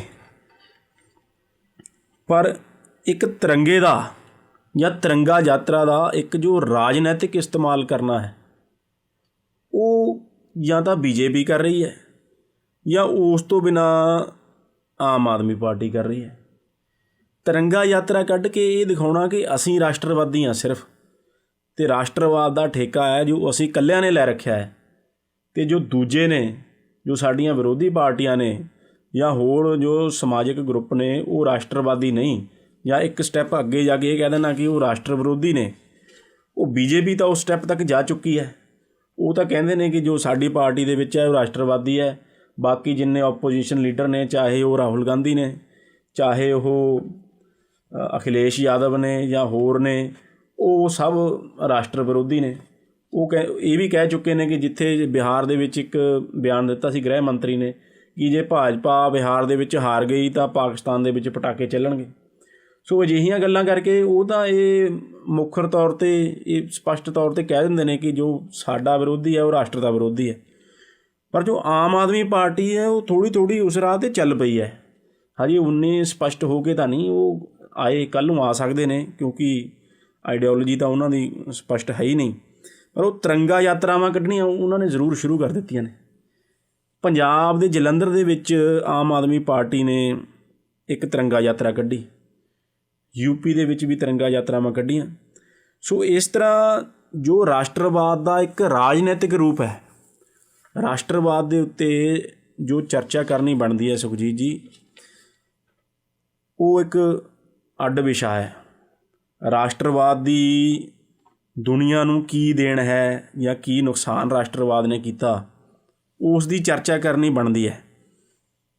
ਪਰ ਇੱਕ ਜੋ ਰਾਸ਼ਟਰਵਾਦ ਦਾ ਮਾਹੌਲ ਬਣਿਆ ਹੋਇਆ ਦੇਸ਼ ਦੇ ਵਿੱਚ, ਜਾਂ ਜੋ ਮੀਡੀਆ ਨੇ ਜਾਂ ਭਾਰਤੀ ਜਨਤਾ ਪਾਰਟੀ ਨੇ ਬਣਾਇਆ ਹੋਇਆ, ਉਸ ਨੂੰ ਕੈਸ਼ ਕਰਨ ਵਾਸਤੇ ਇੱਕੋ ਇੱਕ ਇਹ ਆਮ ਆਦਮੀ ਪਾਰਟੀ ਹੈ ਜਿਹੜੀ ਅੱਗੇ ਆ ਚੁੱਕੀ ਹੈ, ਅਤੇ ਇਹ ਵੀ ਉਸ ਰਾਸ਼ਟਰਵਾਦ ਦੀ ਗੰਗਾ ਦੇ ਵਿੱਚ ਨਹਾਉਣ ਦੀ ਕੋਸ਼ਿਸ਼ ਕਰ ਰਹੇ ਨੇ, ਅਤੇ ਵੱਖ-ਵੱਖ ਥਾਵਾਂ 'ਤੇ ਤਿਰੰਗਾ ਯਾਤਰਾਵਾਂ ਕੱਢ ਕੇ ਇੱਕ ਤਿਰੰਗੇ ਦਾ ਜੋ ਭਾਰਤ ਦੀ ਇੱਕ ਸਵਾਭਿਮਾਨ ਦਾ ਪ੍ਰਤੀਕ ਹੈ, ਉਸ ਦਾ ਜੋ ਰਾਜਨੀਤਿਕ ਇਸਤੇਮਾਲ ਹੈ ਉਹ ਭਾਜਪਾ ਤੋਂ ਬਾਅਦ ਆਮ ਆਦਮੀ ਪਾਰਟੀ ਕਰ ਰਹੀ ਹੈ। ਦੂਸਰੀ ਜੇ ਅਸੀਂ ਗੱਲ ਕਰੀਏ, ਹਾਲਾਂਕਿ ਕਾਫੀ ਗੱਲਾਂ ਨੇ ਹੋਰ ਕਰਨ ਵਾਲੀਆਂ ਜਿਸ ਦੇ ਵਿੱਚ ਜੋ ਸਮਾਨਤਾ ਹੈ ਉਹ ਸਪਸ਼ਟ ਰੂਪ ਦੇ ਵਿੱਚ ਦਿਖ ਜਾਂਦੀ ਹੈ। 26 ਅਕਤੂਬਰ 2021 ਨੂੰ ਜੋ ਅਰਵਿੰਦ ਕੇਜਰੀਵਾਲ ਨੇ, ਮੁਖੀ ਨੇ ਆਮ ਆਦਮੀ ਪਾਰਟੀ ਦੇ, ਉਹਨਾਂ ਨੇ ਰਾਮ ਜਨਮ ਭੂਮੀ ਮੰਦਰ ਦੀ ਉੱਥੇ ਯਾਤਰਾ ਕੀਤੀ, ਦਰਸ਼ਨ ਕੀਤੇ ਅਤੇ ਮੱਥਾ ਟੇਕਿਆ, ਅਤੇ ਦਿੱਲੀ ਵਾਸੀਆਂ ਨੂੰ ਇਹ ਕਿਹਾ ਕਿ ਜੋ ਤੀਰਥ ਯਾਤਰਾ ਦੀ ਉਹਨਾਂ ਦੀ ਕੋਈ ਸਕੀਮ ਚੱਲ ਰਹੀ ਹੈ, ਉਸ ਦੇ ਵਿੱਚ ਜੋ ਰਾਮ ਜਨਮ ਭੂਮੀ ਦੀ ਯਾਤਰਾ ਅਸੀਂ ਕਰਵਾਵਾਂਗੇ। ਅਸੀਂ ਇਹ ਸਾਰੇ ਜਾਣਦੇ ਹਾਂ ਕਿ ਜੋ ਰਾਮ ਜਨਮ ਭੂਮੀ ਜਾਂ ਬਾਬਰੀ ਮਸਜਿਦ ਦਾ ਜੋ ਵਿਵਾਦ ਸੀ, ਜੋ ਭਾਰਤੀ ਜਨਤਾ ਪਾਰਟੀ ਹੈ ਉਸ ਦਾ ਉਭਾਰ ਜੋ ਸਾਰਾ ਸਾਨੂੰ ਦੇਖਣ ਨੂੰ ਮਿਲਿਆ ਹੈ, ਉਹ ਰਾਮ ਜਨਮ ਭੂਮੀ ਦੀ ਜੋ ਮੂਵਮੈਂਟ ਚੱਲੀ ਲੇਟ 80s ਦੇ ਵਿੱਚ, ਅਰਲੀ 90s ਦੇ ਵਿੱਚ, ਜਿਸ ਦੀ ਇੱਕ ਅਸੀਂ ਕਲਮੀਨੇਸ਼ਨ ਜਿਸ ਦੀ ਦੇਖੀ, ਜਿਸ ਦਾ ਅਸੀਂ ਸਿਖਰ ਉਦੋਂ ਦੇਖਿਆ ਜਦੋਂ 6 ਦਸੰਬਰ 1992 ਨੂੰ ਬਾਬਰੀ ਮਸਜਿਦ ਨੂੰ ਗਿਰਾਇਆ ਗਿਆ। ਸੋ ਉਸ ਜੋ ਰਾਮ ਜਨਮ ਭੂਮੀ ਅਤੇ ਬਾਬਰੀ ਮਸਜਿਦ ਦਾ ਵਿਵਾਦ ਸੀ, ਅਤੇ ਜੋ ਰਾਮ ਜਨਮ ਭੂਮੀ ਇੱਕ ਮੂਵਮੈਂਟ ਬਹੁਤ ਵੱਡੀ ਹਿੰਦੁਸਤਾਨ ਦੇ ਵਿੱਚ ਚੱਲੀ, ਸੋ ਉਸ ਦਾ ਰਾਜਨੀਤਿਕ ਲਾਭ ਲੈਣ ਦੇ ਵਿੱਚ ਭਾਜਪਾ ਕਾਮਯਾਬ ਹੋਈ, ਅਤੇ ਉਹਨਾਂ ਨੇ ਜੋ ਆਪਣਾ ਫੁੱਟਪ੍ਰਿੰਟ ਹੈ ਹਿੰਦੁਸਤਾਨ ਦੇ ਵਿੱਚ ਵਧਾਇਆ ਅਤੇ ਪਾਵਰ ਦੇ ਵਿੱਚ ਆਏ। ਉਸ ਤੋਂ ਬਾਅਦ ਚਲੋ ਭਾਜਪਾ ਦੇ ਕਾਰਜਕਾਲ ਦੇ ਵਿੱਚ ਇਹ ਉਹਨਾਂ ਦਾ ਇੱਕ ਸਟੇਟਡ ਏਜੰਡਾ ਹੁੰਦਾ ਸੀ। ਭਾਜਪਾ ਦੀ ਮੈਨੀਫੈਸਟੋ ਦੇ ਵਿੱਚ ਹੁੰਦਾ ਸੀ ਕਿ ਅਸੀਂ ਰਾਮ ਮੰਦਿਰ ਬਣਵਾਵਾਂਗੇ। ਉਹ ਕਾਨੂੰਨੀ ਚਾਰਾਜ਼ੋਈ ਕਰਕੇ, ਜਾਂ ਵੈਸੇ ਫੈਸਲਾ ਤਾਂ ਸੁਪਰੀਮ ਕੋਰਟ ਦਾ ਹੈ, ਪਰ ਜੋ ਭਾਜਪਾ ਸਮਰਥਕ ਨੇ ਉਹ ਇਸ ਦਾ ਜੋ ਰਾਮ ਜਨਮ ਭੂਮੀ ਰਾਮ ਮੰਦਿਰ ਜੋ ਅਯੋਧਿਆ ਦੇ ਵਿੱਚ ਬਣਿਆ ਹੈ, ਉਸ ਦਾ ਜੋ ਕ੍ਰੈਡਿਟ ਹੈ ਉਹ ਨਰਿੰਦਰ ਮੋਦੀ ਗਵਰਨਮੈਂਟ ਨੂੰ ਦਿੰਦੇ ਨੇ। ਸੋ ਉਸ ਦਾ ਰਾਜਨੀਤਿਕ ਲਾਭ ਸੁਖਜੀਤ ਜੀ ਰਾਮ ਜਨਮ ਭੂਮੀ ਮੂਵਮੈਂਟ ਦਾ ਸਾਰਾ ਜੋ BJP ਨੂੰ ਮਿਲਿਆ। ਪਰ ਇਹ ਆਮ ਆਦਮੀ ਪਾਰਟੀ ਜੋ ਹੈ ਉਹ ਇੱਕੋ ਇੱਕ ਇਹੋ ਜਿਹੀ ਓਪੋਜੀਸ਼ਨ ਪਾਰਟੀ ਹੈ ਜੋ ਫੇਰ ਵਗਦੀ ਗੰਗਾ ਦੇ ਵਿੱਚ ਨਹਾਉਣ ਦੀ ਕੋਸ਼ਿਸ਼ ਕਰ ਰਹੀ ਹੈ, ਜੋ ਫੇਰ ਜੋ ਰਾਮ ਜਨਮ ਭੂਮੀ ਦੇ ਉੱਤੇ ਨਤਮਸਤਕ ਹੋ ਕੇ, ਦੇਖੋ ਇਹ ਸ਼ਰਧਾ ਦਾ ਮਸਲਾ ਹੈ। ਜੋ ਰਾਮ ਨੇ ਉਹ ਕਰੋੜਾਂ ਲੋਕਾਂ ਦੇ, ਜੋ ਭਗਵਾਨ ਰਾਮ ਨੇ ਉਹ ਇੱਕ ਸ਼ਰਧਾ ਦਾ ਕੇਂਦਰ ਨੇ, ਉਹ ਕਰੋੜਾਂ ਲੋਕਾਂ ਦੀ ਉਹਨਾਂ ਦੇ ਵਿੱਚ ਸ਼ਰਧਾ ਹੈ। ਇਸ ਲਈ ਜੇ ਕੋਈ ਬੰਦਾ ਆਪਣੀ ਪ੍ਰਾਈਵੇਟ ਵਿਜ਼ਿਟ ਉੱਥੇ ਕਰਦਾ ਹੈ, ਮੱਥਾ ਟੇਕਦਾ ਹੈ, ਇਹ ਇੱਕ ਡਿਫਰੈਂਟ ਉਸ ਦਾ ਵਿਸ਼ਾ ਹੈ, ਉਸ ਦੀ ਆਪਣੀ ਆਸਥਾ ਦਾ ਵਿਸ਼ਾ ਹੈ। ਪਰ ਜੇ ਕੋਈ ਭਗਵਾਨ ਰਾਮ ਦਾ ਨਾਮ ਇਸਤੇਮਾਲ ਕਰਕੇ ਵੋਟਾਂ ਬਟੋਰਨਾ ਚਾਹੁੰਦਾ ਹੈ ਤਾਂ ਉਹ ਇੱਕ ਰਾਜਨੀਤਿਕ ਵਿਸ਼ਾ ਬਣ ਜਾਂਦਾ ਹੈ। ਸੋ ਅਰਵਿੰਦ ਕੇਜਰੀਵਾਲ ਨੇ ਇੱਕੋ ਇੱਕ ਇਹੋ ਜਿਹੇ ਓਪੋਜੀਸ਼ਨ ਲੀਡਰ ਨੇ ਜਿਨ੍ਹਾਂ ਨੇ ਇਸ ਰਾਮ ਜਨਮ ਭੂਮੀ ਜੋ ਉੱਥੇ ਰਾਮ ਮੰਦਰ ਜੋ ਬਣਿਆ ਹੈ ਉਸ ਦਾ ਰਾਜਨੀਤਿਕ ਲਾਭ ਲੈਣ ਦੀ ਉੱਥੇ ਜਾ ਕੇ ਇਹੋ ਜਿਹੀ ਬਿਆਨਬਾਜ਼ੀ ਕੀਤੀ ਹੈ ਕਿ ਉਸ ਚੀਜ਼ ਦਾ ਉਹਨਾਂ ਨੂੰ ਰਾਜਨੀਤਿਕ ਲਾਭ ਮਿਲ ਸਕੇ। ਕਿਉਂ ਜੋ ਭਾਜਪਾ ਹੈ ਉਹਨਾਂ ਦਾ ਤਾਂ ਇਹ ਸਟੇਟਡ ਏਜੰਡਾ ਸੀ, ਉਹਨਾਂ ਨੇ ਤਾਂ ਕੀਤਾ ਹੈ, ਉਹਨਾਂ ਨੇ ਆਪਣੀ ਪਾਰਟੀ ਖੜੀ ਕੀਤੀ ਹੈ ਜੋ ਰਾਮ ਜਨਮ ਭੂਮੀ ਮੂਵਮੈਂਟ ਦੇ ਸਿਰ 'ਤੇ। ਪਰ ਬਾਕੀ ਦੇਖੋ ਅਖਿਲੇਸ਼ ਯਾਦਵ ਦੇ ਉੱਤੇ ਵੀ ਜੋ ਮੀਡੀਆ ਹੈ ਉਹ ਸਮੇਂ ਸਿਰ ਪ੍ਰੈਸ਼ਰ ਬਣਾਉਂਦੀ ਰਹਿੰਦੀ ਹੈ ਕਿ ਤੁਸੀਂ ਰਾਮ ਜਨਮ ਭੂਮੀ ਜਾ ਕੇ, ਰਾਮ ਮੰਦਰ 'ਤੇ ਜਾ ਕੇ ਕਦ ਨਤਮਸਤਕ ਹੋਵੋਗੇ, ਪਰ ਉਹ ਅਜੇ ਤੱਕ ਉੱਥੇ ਨਹੀਂ ਗਏ ਅਤੇ ਉਹ ਕਹਿੰਦੇ ਨੇ ਕਿ ਮੇਰਾ ਇੱਕ ਪਰਸਨਲ ਮੈਟਰ ਹੈ ਮੇਰੀ ਆਸਥਾ ਦਾ। ਪਰ ਅਰਵਿੰਦ ਕੇਜਰੀਵਾਲ ਨੇ ਸਮਾਂ ਨਾ ਗਵਾਉਂਦਿਆਂ ਹੋਇਆਂ ਜੋ ਭਾਜਪਾ ਦਾ ਇੱਕ ਏਜੰਡਾ ਹੈ ਉਸ ਦੇ ਵਿੱਚ ਹਾਂ 'ਚ ਹਾਂ ਮਿਲਾਉਂਦਿਆਂ ਹੋਇਆਂ ਉੱਥੇ ਜਾ ਕੇ ਭਾਜਪਾ ਦੀ ਤਰਜ਼ ਉੱਤੇ ਭਗਵਾਨ ਰਾਮ ਦੇ ਨਾਂ 'ਤੇ ਵੋਟਾਂ ਬਟੋਰਨ ਦੀ ਭਰਪੂਰ ਕੋਸ਼ਿਸ਼ ਕੀਤੀ। ਸੋ ਇਸ ਤਰ੍ਹਾਂ ਸੁਰਜੀਤ ਅਸੀਂ ਦੇਖਦੇ ਹਾਂ ਕਿ ਜਿਸ ਤਰ੍ਹਾਂ ਤੁਸੀਂ ਪੁੱਛਿਆ ਕਿ ਹੋਰ ਵੀ ਕੋਈ ਘਟਨਾਵਾਂ ਨੇ, ਤਾਂ ਇਹ ਘਟਨਾਵਾਂ ਜੋ ਹੈ ਉਹ ਸਾਨੂੰ ਮੁੱਖ ਤੌਰ 'ਤੇ ਦਿਸਦੀਆਂ ਨੇ, ਜਿਸ ਦੇ ਵਿੱਚ ਫਿਰ ਇੱਕ ਵਾਰ ਅਰਵਿੰਦ ਕੇਜਰੀਵਾਲ ਦੀ ਜੋ ਸੁਰ ਹੈ ਜਾਂ ਸੋਚ ਹੈ ਉਹ ਬੀਜੇਪੀ ਅਤੇ RSS ਨਾਲ ਫਿਰ ਇੱਕ ਵਾਰ ਮੇਲ ਖਾਂਦੀ ਸਾਨੂੰ ਦਿਸਦੀ ਹੈ। ਜੀ ਬਿਲਕੁਲ ਲਵਲੀਨ ਜੀ, ਤੁਸੀਂ ਬਹੁਤ ਹੀ ਜ਼ਿਆਦਾ ਵਿਸਥਾਰ ਦੇ ਨਾਲ ਸਾਰਾ ਕੁਝ ਐਕਸਪਲੇਨ ਕਰ ਦਿੱਤਾ। ਰੇਡੀਓ ਇੰਡੀਆ KRPA 1110 AM ਦੇ ਪ੍ਰੋਗਰਾਮਸ ਦੁਨੀਆ ਭਰ 'ਚ ਤੁਸੀਂ ਸੁਣ ਸਕਦੇ ਹੋ। radioindia.ca ਤੇ US ਤੇ ਕੈਨੇਡਾ 'ਚ ਸਾਡੇ ਪ੍ਰੋਗਰਾਮਸ ਤੁਸੀਂ ਸੁਣ ਸਕਦੇ ਹੋ 1110 AM ਤੇ। ਸਟੂਡੀਓ ਦਾ ਨੰਬਰ ਹੈ ਜੀ 6045929191 6045929191। ਡੇਲੀ ਨਿਊਜ਼ ਅਪਡੇਟਸ ਦੇ ਲਈ ਤੁਸੀਂ ਸਾਨੂੰ ਸਾਡੇ ਸੋਸ਼ਲ ਮੀਡੀਆ ਹੈਂਡਲਸ 'ਤੇ ਫੋਲੋ ਜ਼ਰੂਰ ਕਰੋ। ਸਾਡਾ ਫੇਸਬੁੱਕ ਪੇਜ ਹੈ ਜੀ ਰੇਡੀਓ ਇੰਡੀਆ ਦੇ ਨਾਂ ਹੇਠ, ਟਵਿੱਟਰ ਹੈਂਡਲ ਹੈ @radioindia1110 ਤੇ ਇੰਸਟਾਗ੍ਰਾਮ ਹੈ ਰੇਡੀਓ ਇੰਡੀਆ 1110। ਇਸ ਸਮੇਂ ਤੁਸੀਂ ਸੁਣ ਰਹੇ ਹੋ ਰੇਡੀਓ ਇੰਡੀਆ KRPA 1110 AM ਤੇ ਅੱਜ ਦੇ ਪ੍ਰੋਗਰਾਮ ਦੇ ਵਿੱਚ ਅਸੀਂ ਗੱਲਬਾਤ ਕਰ ਰਹੇ ਹਾਂ ਕਿ ਕੀ ਅਰਵਿੰਦ ਕੇਜਰੀਵਾਲ ਹੈ RSS BJP ਦਾ ਲੁਕਮਾ ਜੋਟੀਦਾਰ।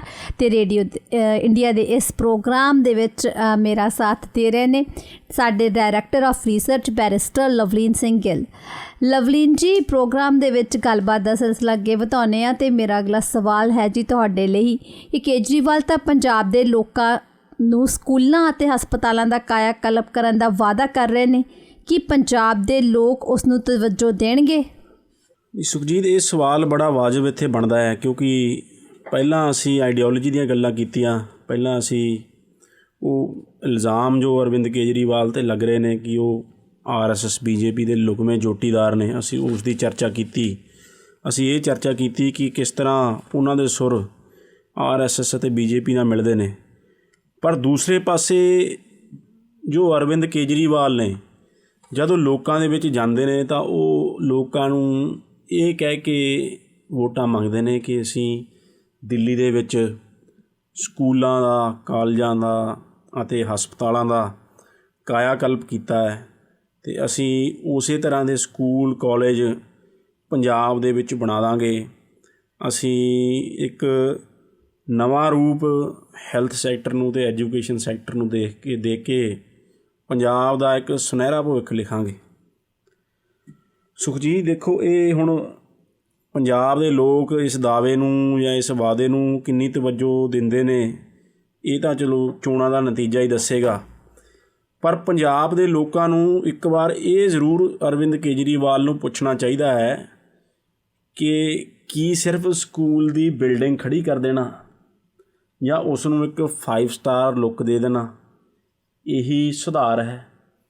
ਇਹ ਹਸਪਤਾਲਾਂ ਦੀਆਂ ਬਿਲਡਿੰਗਾਂ ਖੜੇ ਕਰ ਦੇਣਾ ਇਹ ਸੁਧਾਰ ਹੈ ਕਿ ਅਰਵਿੰਦ ਕੇਜਰੀਵਾਲ ਸਾਨੂੰ ਇਹ ਵੀ ਦੱਸਣਗੇ ਕਿ ਉਹਨਾਂ ਸਕੂਲਾਂ ਦੀਆਂ ਇਮਾਰਤਾਂ ਦੇ ਵਿੱਚ ਜਦ ਪੰਜਾਬੀਆਂ ਦੇ ਬੱਚੇ ਬੈਠਿਆ ਕਰਨਗੇ ਤਾਂ ਉਹਨਾਂ ਨੂੰ ਪੜ੍ਹਾਇਆ ਕੀ ਜਾਵੇਗਾ?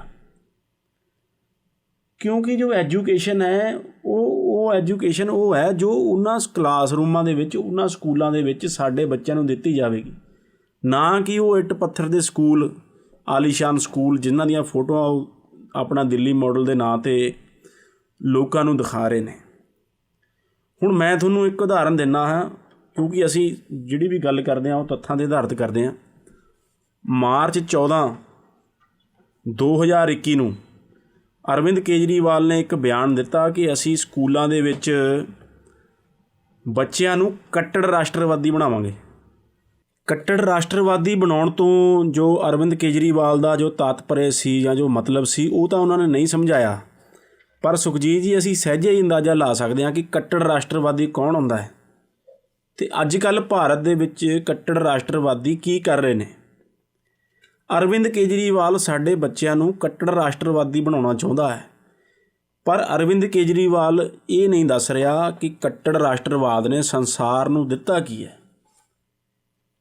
ਮਾਰਚ 14, 2021 ਨੂੰ ਅਰਵਿੰਦ ਕੇਜਰੀਵਾਲ ਨੇ ਸਾਡੇ ਬੱਚਿਆਂ ਨੂੰ, ਦਿੱਲੀ ਦੇ ਸਕੂਲੀ ਬੱਚਿਆਂ ਨੂੰ ਕੱਟੜ ਰਾਸ਼ਟਰਵਾਦੀ ਬਣਾਉਣ ਦੀ ਗੱਲ ਕਹੀ ਅਤੇ ਪੰਜਾਬ ਦੇ ਲੋਕ ਅਰਵਿੰਦ ਕੇਜਰੀਵਾਲ ਨੂੰ, ਭਗਵੰਤ ਮਾਨ ਨੂੰ ਅਤੇ ਆਪ ਦੇ ਹੋਰ ਲੀਡਰਾਂ ਨੂੰ ਅਤੇ ਕੈਂਡੀਡੇਟਸ ਨੂੰ ਇਹ ਸਵਾਲ ਪੁੱਛਣ ਕਿ ਉਹ ਪੰਜਾਬ ਦੇ ਬੱਚਿਆਂ ਨੂੰ ਵੀ ਉਹ ਕੱਟੜ ਰਾਸ਼ਟਰਵਾਦੀ ਬਣਾਉਣਗੇ। ਨਾਲ ਉਹਨਾਂ ਨੂੰ ਇਹ ਵੀ ਪੁੱਛਣ ਕਿ ਰਾਸ਼ਟਰਵਾਦ ਨੇ ਦੁਨੀਆ ਨੂੰ ਅੱਜ ਤੱਕ ਕੀ ਦੇਣ ਦਿੱਤੀ ਹੈ। ਸੁਖਜੀਤ, ਰਾਸ਼ਟਰਵਾਦ ਨੇ ਜਰਮਨੀ ਨੂੰ ਨਾਜ਼ੀਜ਼ਮ ਦਿੱਤਾ ਹੈ, ਕੱਟੜ ਰਾਸ਼ਟਰਵਾਦ ਨੇ, ਜਿਸ ਦੀ ਗੱਲ ਅਰਵਿੰਦ ਕੇਜਰੀਵਾਲ ਕਰਦੇ ਨੇ, ਉਹਨਾਂ ਨੇ ਇਟਲੀ ਨੂੰ ਫਾਸਿਜ਼ਮ ਦਿੱਤਾ ਹੈ। ਕੱਟੜ ਰਾਸ਼ਟਰਵਾਦ ਨੇ ਸੰਸਾਰ ਨੂੰ 2 ਵਾਰ ਵਿਸ਼ਵ ਯੁੱਧ ਦੇ ਵਿੱਚ ਝੋਕਿਆ ਹੈ ਅਤੇ ਕਰੋੜਾਂ ਹੀ ਲੋਕਾਂ ਦੀ ਬਲੀ ਲਈ ਹੈ। ਸੋ ਅਰਵਿੰਦ ਕੇਜਰੀਵਾਲ ਦੱਸਣ ਕਿ ਉਹ ਇਸੇ ਤਰ੍ਹਾਂ ਸਾਡੇ ਬੱਚਿਆਂ ਨੂੰ ਪੰਜਾਬ ਦੇ ਵਿੱਚ ਕੱਟੜ ਰਾਸ਼ਟਰਵਾਦੀ ਬਣਾਉਣਗੇ। ਕੱਟੜ ਰਾਸ਼ਟਰਵਾਦੀ ਕੀ ਕਰਿਆ ਕਰਨਗੇ? ਕੱਟੜ ਰਾਸ਼ਟਰਵਾਦੀ ਦੂਸਰਿਆਂ ਨੂੰ ਧਮਕਾਇਆ ਕਰਨਗੇ, ਦੂਸਰਿਆਂ ਨੂੰ ਰਾਸ਼ਟਰਵਾਦ ਦਾ ਪ੍ਰਮਾਣ ਮੰਗਿਆ ਕਰਨਗੇ। ਸੋ ਦੂਸਰਿਆਂ ਨੂੰ ਸਿਰਫ ਉਹਨਾਂ ਦਾ ਰਾਸ਼ਟਰਵਾਦ ਹੈ ਜੋ ਉਹ ਪ੍ਰੂਵ ਕਰਨ ਲਈ ਕਿਹਾ ਕਰਨਗੇ ਜਾਂ ਸਰਟੀਫਿਕੇਟ ਮੰਗਿਆ ਕਰਨਗੇ। ਕਿ ਉਹ ਸਾਡੇ ਬੱਚਿਆਂ ਨੂੰ, ਸਾਡੇ ਸਕੂਲੀ ਬੱਚਿਆਂ ਨੂੰ ਚੰਗੇ ਇਨਸਾਨ ਨਹੀਂ ਬਣਾ ਸਕਦੇ ਸਕੂਲਾਂ ਦੇ ਵਿੱਚ? ਉਹਨਾਂ ਨੂੰ ਕੱਟੜ ਰਾਸ਼ਟਰਵਾਦੀ ਬਣਾਉਣਾ ਕਿਉਂ ਜ਼ਰੂਰੀ ਹੈ? ਜੋ ਰਾਸ਼ਟਰਵਾਦ ਹੈ, ਜੋ ਕੱਟੜ ਰਾਸ਼ਟਰਵਾਦ ਹੈ, ਜਦੋਂ ਸੰਸਾਰ ਦਾ ਇੰਨਾ ਉਹ ਨੁਕਸਾਨ ਕਰ ਚੁੱਕਿਆ ਹੈ ਕਿ ਉਸ ਰਾਸ਼ਟਰਵਾਦ ਤੋਂ ਉੱਭਰਨ ਲਈ ਸੰਸਾਰ ਨੂੰ ਯੂਨਾਈਟਿਡ ਨੇਸ਼ਨਸ ਬਣਾਉਣਾ ਪਿਆ। ਸੰਸਾਰ ਨੂੰ ਇੱਕ ਡੈਮੋਕ੍ਰੈਟਿਕ ਅਤੇ ਲਿਬਰਲ ਜੋ ਟਰਡੀਸ਼ਨਸ ਨੇ ਉਹਨਾਂ ਨੂੰ ਪ੍ਰਮੋਟ ਕਰਨਾ ਪਿਆ ਦੁਨੀਆ ਦੇ ਵਿੱਚ, ਉਹਨਾਂ ਨੂੰ ਮੂਹਰੇ ਲਿਆਉਣਾ ਪਿਆ। ਕਿ ਅਰਵਿੰਦ ਕੇਜਰੀਵਾਲ ਸਾਡੇ ਬੱਚਿਆਂ ਨੂੰ, ਸਾਡੇ ਸਕੂਲੀ ਬੱਚਿਆਂ ਨੂੰ, ਛੋਟੇ ਬੱਚਿਆਂ ਨੂੰ ਜਿਨ੍ਹਾਂ ਦਾ ਮਾਈਂਡ ਬੜਾ ਇੰਪ੍ਰੈਸ਼ਨੇਬਲ ਹੁੰਦਾ ਹੈ, ਕਿ ਇਹ ਕੱਟੜਵਾਦ ਸਿਖਾਉਣਗੇ, ਇਹ ਰਾਸ਼ਟਰਵਾਦ ਸਿਖਾਉਣਗੇ? ਕਿ ਅਰਵਿੰਦ ਕੇਜਰੀਵਾਲ ਇਹ ਗਰੰਟੀ ਦਿੰਦੇ ਨੇ ਕਿ ਇਸ ਕੱਟੜ ਰਾਸ਼ਟਰਵਾਦ ਜਿਸ ਦੀ ਉਹ ਗੱਲ ਕਰਦੇ ਨੇ, ਇਸ ਦੇ ਵਿੱਚੋਂ ਨਫ਼ਰਤ ਨਹੀਂ ਉਪਜੇਗੀ? ਕਿ ਅਰਵਿੰਦ ਕੇਜਰੀਵਾਲ ਇਹ ਗਰੰਟੀ ਦਿੰਦੇ ਨੇ ਕਿ ਜੋ ਕੱਟੜ ਰਾਸ਼ਟਰਵਾਦ ਉਹ ਸਾਡੇ ਬੱਚਿਆਂ ਨੂੰ ਸਕੂਲਾਂ 'ਚ ਪੜ੍ਹਾਉਣਗੇ, ਜਿਹੜੇ ਸਕੂਲਾਂ ਦੀ ਉਹ ਗੱਲ ਕਰਦੇ ਨੇ, ਜਿਹੜੇ ਚੰਗੀਆਂ ਸੋਹਣੀਆਂ ਖੂਬਸੂਰਤ ਲਿਸ਼ਕਦੀਆਂ ਹੋਈਆਂ ਇਮਾਰਤਾਂ ਉਹ ਬਣਾਉਣ ਦੀ ਗੱਲ ਕਰਦੇ ਨੇ, ਅਤੇ ਉਹਨਾਂ ਇਮਾਰਤਾਂ ਦੇ ਵਿੱਚ ਜੋ ਪੰਜਾਬ ਦੇ ਬੱਚਿਆਂ ਨੂੰ ਬਿਠਾ ਕੇ ਉਹ ਜਦ ਕੱਟੜ ਰਾਸ਼ਟਰਵਾਦ ਪੜ੍ਹਾਉਣਗੇ ਤਾਂ ਉਸ ਦੇ ਵਿੱਚ ਜੋ ਸਾਡੇ ਪੰਜਾਬ ਦੇ ਧਾਰਮਿਕ ਜਾਂ ਕਲਚਰਲ ਸਾਡੇ ਹੀਰੋਜ਼ ਨੇ, ਸਾਡੇ ਸ਼ਹੀਦ ਨੇ, ਸਾਡੇ ਹੀਰੋਜ਼ ਨੇ, ਉਹਨਾਂ ਦੀ ਉਸ ਕੱਟੜ ਰਾਸ਼ਟਰਵਾਦ ਦੇ ਵਿੱਚ ਕੀ ਥਾਂ ਹੋਏਗੀ? ਕੀ ਅਰਵਿੰਦ ਕੇਜਰੀਵਾਲ ਇਹ ਜਾਣਦੇ ਨੇ ਕਿ ਕੱਟੜ ਰਾਸ਼ਟਰਵਾਦ ਜੋ ਹੈ ਉਸ ਦੀ ਪੰਜਾਬ ਦੇ ਮਾਈਂਡ ਦੇ ਵਿੱਚ, ਪੰਜਾਬੀਆਂ ਦੀ ਸੁਭਾਅ ਦੇ ਵਿੱਚ, ਪੰਜਾਬ ਦੇ ਪੋਲੀਟੀਕਲ ਕਲਚਰ ਦੇ ਵਿੱਚ ਕੋਈ ਥਾਂ ਨਹੀਂ ਰਹੀ? ਪੰਜਾਬ ਕੱਟੜ ਰਾਸ਼ਟਰਵਾਦ ਦਾ ਵਿਰੋਧੀ ਰਿਹਾ ਹੈ। ਪੰਜਾਬ ਦਾ ਇੱਕ ਆਪਣਾ ਸੁਭਾਅ ਹੈ, ਪੰਜਾਬ ਦਾ ਇੱਕ ਆਪਣਾ ਕਲਚਰ ਹੈ, ਪੰਜਾਬ ਦਾ ਇੱਕ ਆਪਣਾ ਨੇਚਰ ਹੈ। ਪੰਜਾਬ ਨੇ ਹਮੇਸ਼ਾ ਹੀ ਜੋ ਕੇਂਦਰੀਕਰਨ ਹੈ ਜਾਂ ਜੋ ਰਾਸ਼ਟਰਵਾਦ ਦੇ ਨਾਮ ਦੇ ਉੱਤੇ, ਕੱਟੜ ਰਾਸ਼ਟਰਵਾਦ ਦੇ ਨਾਮ ਦੇ ਉੱਤੇ ਇੱਕ ਦੂਸਰਾ ਕਲਚਰ ਪੰਜਾਬੀਆਂ ਦੇ ਉੱਤੇ ਥੋਪਣ ਦੀਆਂ ਜੋ ਕੋਸ਼ਿਸ਼ਾਂ ਕੀਤੀਆਂ ਗਈਆਂ ਨੇ, ਉਸ ਦਾ ਹਮੇਸ਼ਾ ਹੀ ਵਿਰੋਧ ਕੀਤਾ ਹੈ। ਸੋ ਕੀ ਕੇਜਰੀਵਾਲ ਇਹ ਦੱਸਣਗੇ ਕਿ ਉਹਨਾਂ ਦੇ ਜੋ ਕੱਟੜ ਰਾਸ਼ਟਰਵਾਦ ਜੋ ਸਕੂਲਾਂ ਦੇ ਵਿੱਚ ਪੜ੍ਹਾਉਣਾ ਹੈ, ਉਸ ਦੇ ਵਿੱਚ ਸਾਡੇ ਬਾਬਾ ਬੰਦਾ ਸਿੰਘ ਬਹਾਦਰ, ਸਾਡੇ ਅਕਾਲੀ ਫੂਲਾ ਸਿੰਘ, ਸਾਡੇ ਮਹਾਰਾਜਾ ਰਣਜੀਤ ਸਿੰਘ ਅਤੇ ਹੋਰ ਸਾਡੇ ਯੋਧਿਆਂ ਸ਼ਹੀਦਾਂ ਦਾ, ਜੱਸਾ ਸਿੰਘ ਆਹਲੂਵਾਲੀਆ ਦਾ, ਸਾਡੇ ਗੁਰੂਆਂ ਦਾ ਕੀ ਸਥਾਨ ਹੋਵੇਗਾ? ਕਿ ਉਹਨਾਂ ਨੂੰ ਵੀ ਕੱਟੜ ਰਾਸ਼ਟਰਵਾਦੀ ਦਿਖਾਇਆ ਜਾਵੇਗਾ? ਕਿ ਇਤਿਹਾਸ ਨੂੰ ਅਰਵਿੰਦ ਕੇਜਰੀਵਾਲ ਡਿਸਟੋਰਟ ਕਰਕੇ ਪੜ੍ਹਾਉਣਗੇ ਕੱਟੜ ਰਾਸ਼ਟਰਵਾਦ ਦੇ ਨਾਮ 'ਤੇ? ਉਹ ਸੱਚ ਦੱਸਣਗੇ ਅਤੇ ਜੋ ਇੱਕ ਕਲਚਰਲੀ ਜੋ ਡਿਫਰੈਂਸ ਹੈ ਜੋ ਹਿੰਦੁਸਤਾਨ ਦੇ ਵਿੱਚ, ਉਸ ਨੂੰ ਬਰਕਰਾਰ ਰੱਖਣਗੇ? ਕਿ ਕੱਟੜ ਰਾਸ਼ਟਰਵਾਦ ਦੇ ਨਾਮ 'ਤੇ ਉਹ ਆਪਣੀ ਦਿੱਲੀ ਵਾਲੀ ਸੋਚ ਪੰਜਾਬ ਦੇ ਵਿੱਚ ਥੋਪਣਗੇ? ਸੋ ਇਹ ਬੜੇ ਜ਼ਰੂਰੀ ਸਵਾਲ ਨੇ ਸੁਖਜੀਤ, ਜੋ ਪੰਜਾਬੀਆਂ ਨੂੰ ਸੋਚਣੇ ਚਾਹੀਦੇ ਨੇ। ਕਿਉਂਕਿ ਅਰਵਿੰਦ ਕੇਜਰੀਵਾਲ ਸਕੂਲਾਂ ਨੂੰ ਲੈ ਕੇ ਆਪਣਾ ਏਜੰਡਾ ਬਿਆਨ ਕਰ ਚੁੱਕੇ ਨੇ ਕਿ ਉਹ ਕੱਟੜ ਰਾਸ਼ਟਰਵਾਦ ਦਾ ਉਹਨਾਂ ਦਾ ਏਜੰਡਾ ਹੈ। ਕਿ ਉਹ ਜੇ ਪੰਜਾਬ ਦੇ ਵਿੱਚ ਉਹ ਆਪਣਾ ਕੱਟੜ ਰਾਸ਼ਟਰਵਾਦ ਦਾ ਏਜੰਡਾ ਸਾਡੇ ਸਕੂਲਾਂ ਦੇ ਉੱਤੇ, ਸਾਡੇ ਛੋਟੇ ਬੱਚਿਆਂ ਦੇ ਦਿਮਾਗਾਂ ਦੇ ਉੱਤੇ ਲਾਗੂ ਕਰਦੇ ਨੇ, ਤਾਂ ਸਾਡਾ ਜੋ ਪੰਜਾਬੀਅਤ ਹੈ, ਸਾਡਾ ਪੰਜਾਬ ਹੈ, ਸਾਡਾ ਕਲਚਰ ਹੈ, ਸਾਡਾ ਵਿਰਸਾ ਹੈ, ਉਸ ਦੇ ਉੱਤੇ ਉਸ ਕੱਟੜ ਰਾਸ਼ਟਰਵਾਦ ਦਾ ਕੀ ਪ੍ਰਭਾਵ ਪਵੇਗਾ? ਇਸ ਬਾਰੇ ਵੀ ਪੰਜਾਬੀਆਂ ਨੂੰ ਸੋਚ ਲੈਣਾ ਚਾਹੀਦਾ ਹੈ ਇੱਕ ਵਾਰ ਅਰਵਿੰਦ ਕੇਜਰੀਵਾਲ ਨੂੰ। ਜਿਸ ਤਰ੍ਹਾਂ ਉਹ ਇੱਕ ਮੌਕਾ ਮੰਗ ਰਹੇ ਨੇ ਕਿ ਇੱਕ ਮੌਕਾ ਕੇਜਰੀਵਾਲ ਨੂੰ ਦੇਣ ਤੋਂ ਪਹਿਲਾਂ ਪੰਜਾਬੀਆਂ ਨੂੰ ਇਸ ਬਾਰੇ ਸੋਚ ਲੈਣਾ ਚਾਹੀਦਾ ਹੈ। ਜੀ ਲਵਲੀਨ ਜੀ, ਜਿੰਨੇ ਵੀ ਸਵਾਲ ਤੁਸੀਂ ਉਠਾਇਆ, ਬਿਲਕੁਲ ਹਰ ਇੱਕ ਪੰਜਾਬੀ ਨੂੰ ਇਹਨਾਂ ਚੀਜ਼ਾਂ ਬਾਰੇ, ਇਹਨਾਂ ਸਵਾਲਾਂ ਬਾਰੇ ਬੈਠ ਕੇ ਸੋਚਣਾ ਜ਼ਰੂਰ ਚਾਹੀਦਾ। ਅਤੇ ਲਵਲੀਨ ਜੀ, ਜੇ ਆਪਾਂ ਗੱਲ ਕਰਦੇ ਹਾਂ ਦਿੱਲੀ ਦੰਗਿਆਂ ਦੀ, ਤਾਂ ਦਿੱਲੀ ਦੰਗਿਆਂ ਦੌਰਾਨ ਕੇਜਰੀਵਾਲ ਦੀ ਭੂਮਿਕਾ ਨੂੰ ਤੁਸੀਂ ਕਿਸ ਤਰ੍ਹਾਂ ਦੇਖਦੇ ਹੋ? ਸੁਖਜੀਤ ਜੀ, ਪਿੱਛੇ ਜੇ ਜੋ ਦਿੱਲੀ ਦੇ ਵਿੱਚ ਘਟਨਾਵਾਂ ਵਾਪਰੀਆਂ ਉਹ ਬੜੀਆਂ ਹੀ ਮੰਦਭਾਗੀਆਂ ਸੀ, ਜਿਸ ਦੇ ਵਿੱਚ ਕਿ 2 ਧਰਮਾਂ ਦੇ ਵਿੱਚ ਇੱਕ ਕਸ਼ੀਦਗੀ ਪੈਦਾ ਹੋਈ, ਨਫ਼ਰਤ ਪੈਦਾ ਹੋਈ ਜਾਂ ਕੀਤੀ ਗਈ, ਜਿਸ ਦੇ ਵਿੱਚ ਕਿ ਜੋ ਭਾਰਤੀ ਜਨਤਾ ਪਾਰਟੀ ਦੇ ਮੁਕਾਮੀ ਲੀਡਰ ਸਨ ਉਹਨਾਂ ਦਾ ਜੋ ਰੋਲ ਹੈ ਉਹ ਬੜਾ ਚੰਗਾ ਨਹੀਂ ਰਿਹਾ। ਜਿਸ ਤਰ੍ਹਾਂ ਕਿ ਅਸੀਂ ਸ਼ਾਹੀਨ ਬਾਗ ਦਾ ਜੋ ਇੱਕ ਪ੍ਰੋਟੈਸਟ ਦਿੱਲੀ ਦੇ ਵਿੱਚ ਹੋਇਆ, ਜੋ ਦਿੱਲੀ ਦਾ ਇਲਾਕਾ ਹੈ ਸ਼ਾਹੀਨ ਬਾਗ, ਉਸ ਦੇ ਵਿੱਚ ਜੋ ਇੱਕ ਪ੍ਰੋਟੈਸਟ ਹੋਇਆ ਅਤੇ ਜੋ ਮੁਸਲਿਮ ਔਰਤਾਂ ਨੇ ਉਸ ਦੇ ਵਿੱਚ ਅੱਗੇ ਆਈਆਂ ਅਤੇ ਉਹਨਾਂ ਨੇ NRC CA ਜੋ ਇੱਕ ਸਿਟੀਜ਼ਨਸ਼ਿਪ ਦਾ ਕਾਨੂੰਨ ਸੀ ਉਸ ਦਾ ਵਿਰੋਧ ਕੀਤਾ ਅਤੇ ਉਹਨਾਂ ਨੇ ਖਦਸ਼ੇ ਜਤਾਏ ਕਿ ਜੇ ਕਾਨੂੰਨ ਆ ਜਾਂਦਾ ਹੈ ਤਾਂ ਉਹਨਾਂ ਦੀ ਜੋ ਨਾਗਰਿਕਤਾ ਹੈ ਉਹ ਖਤਰੇ ਦੇ ਵਿੱਚ ਪੈ ਸਕਦੀ ਹੈ। ਜਿਨ੍ਹਾਂ ਖਦਸ਼ਿਆਂ ਨੂੰ ਕਿ ਕੇਂਦਰ ਸਰਕਾਰ ਨੇ ਮੁੱਢੋਂ ਹੀ ਨਕਾਰਿਆ ਅਤੇ ਉਹਨਾਂ ਜੋ ਪ੍ਰੋਟੈਸਟਰ ਸਨ ਜੋ ਕਰ ਰਹੇ ਸਨ, ਆਪਣਾ ਅੰਦੋਲਨ ਚਲਾ ਰਹੇ ਸਨ, ਉਹਨਾਂ ਅੰਦੋਲਨਕਾਰੀਆਂ ਨਾਲ ਕੋਈ ਵੀ ਜੋ ਗੱਲਬਾਤ ਹੈ ਉਹ ਕੇਂਦਰ ਸਰਕਾਰ ਨੇ ਨਹੀਂ ਕੀਤੀ। ਸੋ ਉਸ ਪ੍ਰੋਟੈਸਟ ਤੋਂ ਬਾਅਦ ਦਿੱਲੀ ਦੇ ਵਿੱਚ ਜੋ ਘਟਨਾਕ੍ਰਮ ਵਾਪਰਦਾ ਹੈ ਉਹ ਬੜਾ ਮੰਦਭਾਗਾ ਹੁੰਦਾ ਹੈ ਅਤੇ ਜਿਸ ਦਾ ਕਿ ਇਲਜ਼ਾਮ ਉਹ ਜੋ ਸਰਕਾਰ ਹੈ ਜਾਂ ਸਰਕਾਰ ਪੱਖੀ ਜੋ ਧਿਰਾਂ ਨੇ ਉਹ ਪ੍ਰੋਟੈਸਟਰ 'ਤੇ ਲਿਜਾ ਰਹੀਆਂ ਨੇ, ਕਿਉਂਕਿ ਦਿੱਲੀ ਪੁਲਿਸ ਨੇ ਬਹੁਤ ਸਾਰੇ ਜੋ ਉਹ ਪ੍ਰੋਟੈਸਟਰ ਸਨ ਉਹਨਾਂ ਦੇ ਉੱਤੇ ਜੋ ਦੰਗੇ ਦੇ ਪਰਚੇ ਉਹਨਾਂ ਦੇ ਉੱਤੇ ਦਿੱਤੇ ਅਤੇ ਉਹਨਾਂ ਨੂੰ ਜੇਲ੍ਹ ਯਾਤਰਾ ਕਰਵਾਈ। ਜੋ ਦੂਸਰੀਆਂ ਧਿਰਾਂ ਨੇ ਉਹ ਜੋ ਰੂਲਿੰਗ ਪਾਰਟੀ ਹੈ ਅਤੇ ਰੂਲਿੰਗ ਪਾਰਟੀ ਦੇ ਲੀਡਰ ਨੇ ਉਹਨਾਂ ਉੱਤੇ ਦੋਸ਼ ਲਗਾ ਰਹੇ ਨੇ। ਕੁਝ ਬਿਆਨ ਤਾਂ ਬੜੇ ਪਬਲਿਕਲੀ ਜੋ ਇੱਕ ਰਿਸਪੋਂਸੀਬਲ ਲੀਡਰ ਸਨ ਭਾਜਪਾ ਦੇ ਉਹਨਾਂ ਨੇ ਦਿੱਤੀ, ਜਿਸ ਤਰ੍ਹਾਂ ਕਿ ਜੋ ਭਾਜਪਾ ਦੇ ਦਿੱਲੀ ਦੇ ਇੱਕ ਬੜੇ ਸੀਨੀਅਰ ਲੀਡਰ ਨੇ ਕਪਿਲ ਮਿਸ਼ਰਾ, ਉਹਨਾਂ ਨੇ ਪੁਲਿਸ ਦੀ ਹਾਜ਼ਰੀ ਦੇ ਵਿੱਚ ਜੋ ਪ੍ਰੋਟੈਸਟਰ ਸਨ, ਜੋ ਅੰਦੋਲਨਕਾਰੀ ਸਨ, ਉਹਨਾਂ ਨੂੰ ਧਮਕਾਇਆ ਕਿ ਤੁਸੀਂ ਰਸਤੇ ਖਾਲੀ ਕਰ ਦਿਓ ਨਹੀਂ ਤਾਂ ਅਸੀਂ ਕਰਵਾਵਾਂਗੇ। ਦੂਸਰੇ ਜੋ ਅੱਜ ਕੇਂਦਰ ਦੇ ਵਿੱਚ ਮੰਤਰੀ ਨੇ ਸ਼੍ਰੀ ਅਨੁਰਾਗ ਠਾਕੁਰ, ਉਹਨਾਂ ਨੇ ਰੈਲੀਆਂ ਦੇ ਵਿੱਚ ਨਾਅਰੇ ਲਗਵਾਏ ਕਿ ਦੇਸ਼ ਕੇ ਗਦਾरों को ਗੋਲੀ ਮਾਰੋ ਸਾਲੋं को। ਉਹ ਦੇਸ਼ ਕੇ ਗਦਾरों को ਉਹ ਕਹਿੰਦੇ ਸੀ ਅਤੇ ਜੋ ਪਿੱਛੇ ਉਹਨਾਂ ਦੇ ਸਮਰਥਕ ਸਨ ਉਹ ਗੋਲੀ ਮਾਰੋ ਦੇ ਨਾਅਰੇ ਲਾਉਂਦੇ ਸੀ। ਸੋ ਇਸ ਤਰ੍ਹਾਂ ਇੱਕ ਹਿੰਸਾ ਨੂੰ ਜੋ ਨੰਗੀ ਚਿੱਟੀ ਅੰਦੋਲਨਕਾਰੀਆਂ ਦੇ ਖਿਲਾਫ, ਜਿਨ੍ਹਾਂ ਨੂੰ ਕਿ ਉਹ ਦੇਸ਼ ਦੇ ਗਦਾਰ ਮੰਨਦੇ ਨੇ, ਜੇ ਕੋਈ ਵੀ ਉਹ ਉਹਨਾਂ ਦੇ ਉਲਟ ਗੱਲ ਕਰਦਾ ਹੈ, ਜਿਸ ਤਰ੍ਹਾਂ ਅਸੀਂ ਪਹਿਲਾਂ ਕਿਹਾ, ਉਸ ਨੂੰ ਦੇਸ਼ ਦਾ ਗਦਾਰ ਗਰਦਾਨ ਦਿੱਤਾ ਜਾਂਦਾ ਹੈ ਸਿੱਧਾ ਹੀ, ਅਤੇ ਫਿਰ ਉਹਨਾਂ ਦੇ ਖਿਲਾਫ ਜੋ ਹਿੰਸਾ ਲਈ ਉਹ ਆਪਣੇ ਸਮਰਥਕਾਂ ਨੂੰ ਭੜਕਾਇਆ ਜਾਂਦਾ ਹੈ। ਸੋ ਇਸ ਤਰ੍ਹਾਂ ਜੋ ਇਹ ਇੱਕ ਬੈਕਗਰਾਊਂਡ ਸੀ ਜੋ ਦਿੱਲੀ ਦੇ ਵਿੱਚ ਹਿੰਸਾ ਹੋਈ ਉਸ ਹਿੰਸਾ ਦੇ ਦੌਰਾਨ ਸੁਖਜੀਤ ਜੀ, ਅਰਵਿੰਦ ਕੇਜਰੀਵਾਲ ਜੋ ਦਿੱਲੀ ਦੇ ਮੁੱਖ ਮੰਤਰੀ ਸਨ, ਉਹਨਾਂ ਦਾ ਰੋਲ ਬੜਾ ਮੰਦਭਾਗਾ ਰਿਹਾ ਅਤੇ ਉਹਨਾਂ ਨੇ ਚੁੱਪ ਰਹਿ ਕੇ ਇਸ ਹਿੰਸਾ ਨੂੰ ਆਪਣਾ ਸਮਰਥਨ ਦਿੱਤਾ। ਕਿਉਂਕਿ ਸੁਖਜੀਤ ਜੀ, ਜੇ ਅਸੀਂ ਕਿਸੇ ਚੀਜ਼ ਦਾ ਵਿਰੋਧ ਨਹੀਂ ਕਰਦੇ ਤਾਂ ਅਸੀਂ ਚੁੱਪ ਕਰ ਜਾਂਦੇ ਹਾਂ ਤਾਂ ਇਹ ਉਸ ਦਾ ਸਮਰਥਨ ਹੀ ਹੁੰਦਾ ਹੈ ਜੀ, ਬਿਲਕੁਲ ਸਿੱਧੇ ਤਰੀਕੇ ਨਾਲ। ਜੇ ਤੁਸੀਂ ਗਲਤ ਨੂੰ ਗਲਤ ਨਹੀਂ ਕਹਿ ਸਕਦੇ, ਇਫ ਯੂ ਕੈਨੋਟ ਕਾਲ ਅ ਸਪੇਡ, ਤਾਂ ਇਸ ਦਾ ਮਤਲਬ ਹੈ ਕਿ ਤੁਸੀਂ ਚੁੱਪ ਰਹਿ ਕੇ ਉਸ ਗਲਤ ਕੰਮ ਦਾ ਸਮਰਥਨ ਕਰ ਰਹੇ।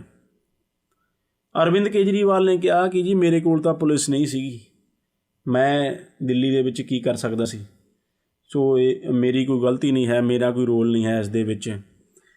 ਪਰ ਤੁਸੀਂ ਦੇਖੋ, ਇੱਕ ਸਟੇਟ ਦਾ ਉਹ ਮੁੱਖ ਮੰਤਰੀ ਹੈ, ਜੇ ਉਹ ਵੈਸੇ ਹੀ ਸੜਕਾਂ ਦੇ ਉੱਤੇ ਆਪਣੇ ਸਮਰਥਕਾਂ ਨਾਲ ਨਿਕਲਿਆ ਹੁੰਦਾ ਇਸ ਦੇ ਵਿਰੋਧ ਵਿੱਚ, ਤਾਂ ਮਜਾਲ ਹੈ ਕਿ ਕੋਈ ਦਿੱਲੀ ਦੇ ਵਿੱਚ ਦੰਗਾ ਹੋ ਜਾਂਦਾ। ਜੀ ਬਿਲਕੁਲ ਨਵਨੀਤ ਜੀ, ਤੁਸੀਂ ਸਹੀ ਕਿਹਾ। ਇੱਕ ਮੁੱਖ ਮੰਤਰੀ ਆਪਣੇ ਵਲੰਟੀਅਰਸ ਨੂੰ ਲੈ ਕੇ, ਆਪਣੇ ਕਾਰਜਕਰਤਾਵਾਂ ਨੂੰ ਲੈ ਕੇ ਸੜਕਾਂ ਦੇ ਉੱਤੇ ਇੱਕ ਸ਼ਾਂਤੀ ਮਾਰਚ ਕਰਦਾ, ਤਾਂ ਕੀ ਮਜਾਲ ਹੈ ਕਿ ਦਿੱਲੀ ਦੇ ਵਿੱਚ ਕੋਈ ਦੰਗਾ ਹੋ ਜਾਂਦਾ ਜਾਂ ਕੁਝ ਵੀ ਹੋ ਜਾਂਦਾ, ਜਾਂ ਉਹ ਇਸ ਚੀਜ਼ ਦੇ ਖਿਲਾਫ ਆਵਾਜ਼ ਚੱਕਦਾ, ਲੋਕਾਂ ਨੂੰ ਪ੍ਰੇਰਿਤ ਕਰਦਾ ਹਿੰਸਾ ਨਾ ਕਰਨ 'ਤੇ, ਤਾਂ ਉਸ ਦੇ ਵਿੱਚ ਕਿੰਨਾ ਇਫੈਕਟ ਪੈ ਜਾਂਦਾ। ਚਾਹੇ ਇੱਕ ਬੰਦਾ ਵੀ ਆਪਣਾ ਜੋ ਮਨ ਹੈ ਉਸ ਦੇ ਵਿੱਚ ਪਰਿਵਰਤਨ ਕਰ ਲੈਂਦਾ ਅਰਵਿੰਦ ਕੇਜਰੀਵਾਲ ਦੀ ਅਪੀਲ 'ਤੇ, ਤਾਂ ਵੀ ਅਸੀਂ ਸਮਝ ਲੈਂਦੇ ਕਿ ਅਰਵਿੰਦ ਕੇਜਰੀਵਾਲ ਇੱਕ ਕਾਮਯਾਬ ਸਿਆਸੀ ਲੀਡਰ ਹੈ। ਪਰ ਉਸ ਅਰਵਿੰਦ ਕੇਜਰੀਵਾਲ ਨੇ ਅਜਿਹਾ ਨਹੀਂ ਕੀਤਾ। ਉਹਨਾਂ ਨੇ ਚੁੱਪ ਰਹਿਣਾ ਹੀ ਮੁਨਾਸਿਬ ਸਮਝਿਆ ਅਤੇ ਚੁੱਪ ਰਹਿ ਕੇ ਉਸ ਹਿੰਸਾ ਨੂੰ ਆਪਣਾ ਲੁਕਮਾ ਸਮਰਥਨ ਦਿੱਤਾ। ਸੁਖਜੀਤ ਜੀ, ਉਹ ਹਮੇਸ਼ਾ ਇਹ ਬਹਾਨਾ ਮਾਰਦੇ ਨੇ ਕਿ ਸਾਡੇ ਕੋਲ ਤਾਂ ਜੀ ਪੁਲਿਸ ਨਹੀਂ ਹੈਗੀ, ਜੇ ਕਿਸੇ ਗੱਲ ਤੋਂ ਜਾਨ ਛਡਾਉਣੀ ਹੋਵੇ ਤਾਂ ਅਰਵਿੰਦ ਕੇਜਰੀਵਾਲ ਦਾ ਇੱਕ ਸਟੈਂਡਰਡ ਆਨਸਰ ਹੈ ਕਿ ਜੀ ਇਹ ਸਾਡੇ ਕੋਲ ਤਾਂ ਤਾਕਤ ਨਹੀਂ ਹੈਗੀ, ਤਾਕਤ ਤਾਂ ਲੈਫਟੀਨੈਂਟ ਜੋ ਹੈ ਗਵਰਨਰ ਹੈ ਦਿੱਲੀ ਦਾ, ਉਸ ਦੇ ਕੋਲ ਹੈ, ਕਿ ਅਸੀਂ ਇਸ ਦੇ ਵਿੱਚ ਕੁਝ ਨਹੀਂ ਕਰ ਸਕਦੇ ਸੀ।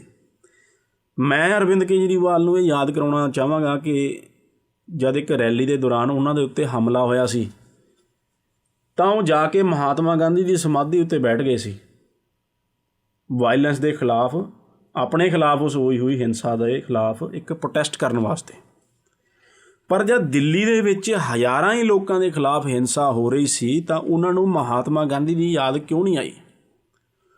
ਉਹਨਾਂ ਨੂੰ ਇਹ ਯਾਦ ਕਿਉਂ ਨਹੀਂ ਆਇਆ ਕਿ ਜਦ ਬੰਗਾਲ ਦੇ ਵਿੱਚ 1947 ਦੇ ਵਿੱਚ ਕਤਲੋਗਾਰਤ ਹੋ ਰਹੀ ਸੀ, ਦੇਸ਼ ਦੀ ਵੰਡ ਦਾ ਸੰਤਾਪ ਬੰਗਾਲ ਭੁਗਤ ਰਿਹਾ ਸੀ, ਤਾਂ ਮਹਾਤਮਾ ਗਾਂਧੀ ਨੇ ਉਸੇ ਬੰਗਾਲ ਦੇ ਵਿੱਚ ਜਾ ਕੇ ਮਰਨ ਵਰਤ ਦੇ ਉੱਤੇ ਬਹਿ ਗਏ ਸਨ ਅਤੇ ਉਹਨਾਂ ਦਾ ਮਰਨ ਵਰਤ ਦੀ ਲੋਕਾਂ ਨੂੰ ਕੀਤੀ ਹੋਈ ਅਪੀਲ ਦੀ ਐਸਾ ਪ੍ਰਭਾਵ ਲੋਕਾਂ 'ਤੇ ਪਿਆ ਸੀ ਕਿ ਉੱਥੇ ਦੰਗਾ ਫਸਾਦ ਬਹੁਤ ਘਟ ਗਿਆ ਸੀ। ਇਸ ਜੋ ਘਟਨਾ ਹੈ ਜੋ ਮਹਾਤਮਾ ਗਾਂਧੀ ਦੇ ਉੱਤੇ ਬਾਅਦ ਦੇ ਵਿੱਚ ਫਿਲਮ ਵੀ ਬਣੀ ਗਾਂਧੀ, ਜਿਸ ਦੇ ਵਿੱਚ ਕਿ ਬੈਨ ਕਿੰਗਸਲੀ ਨੇ ਉਹਨਾਂ ਦਾ ਰੋਲ ਨਿਭਾਇਆ ਸੀ ਮਹਾਤਮਾ ਗਾਂਧੀ ਦਾ।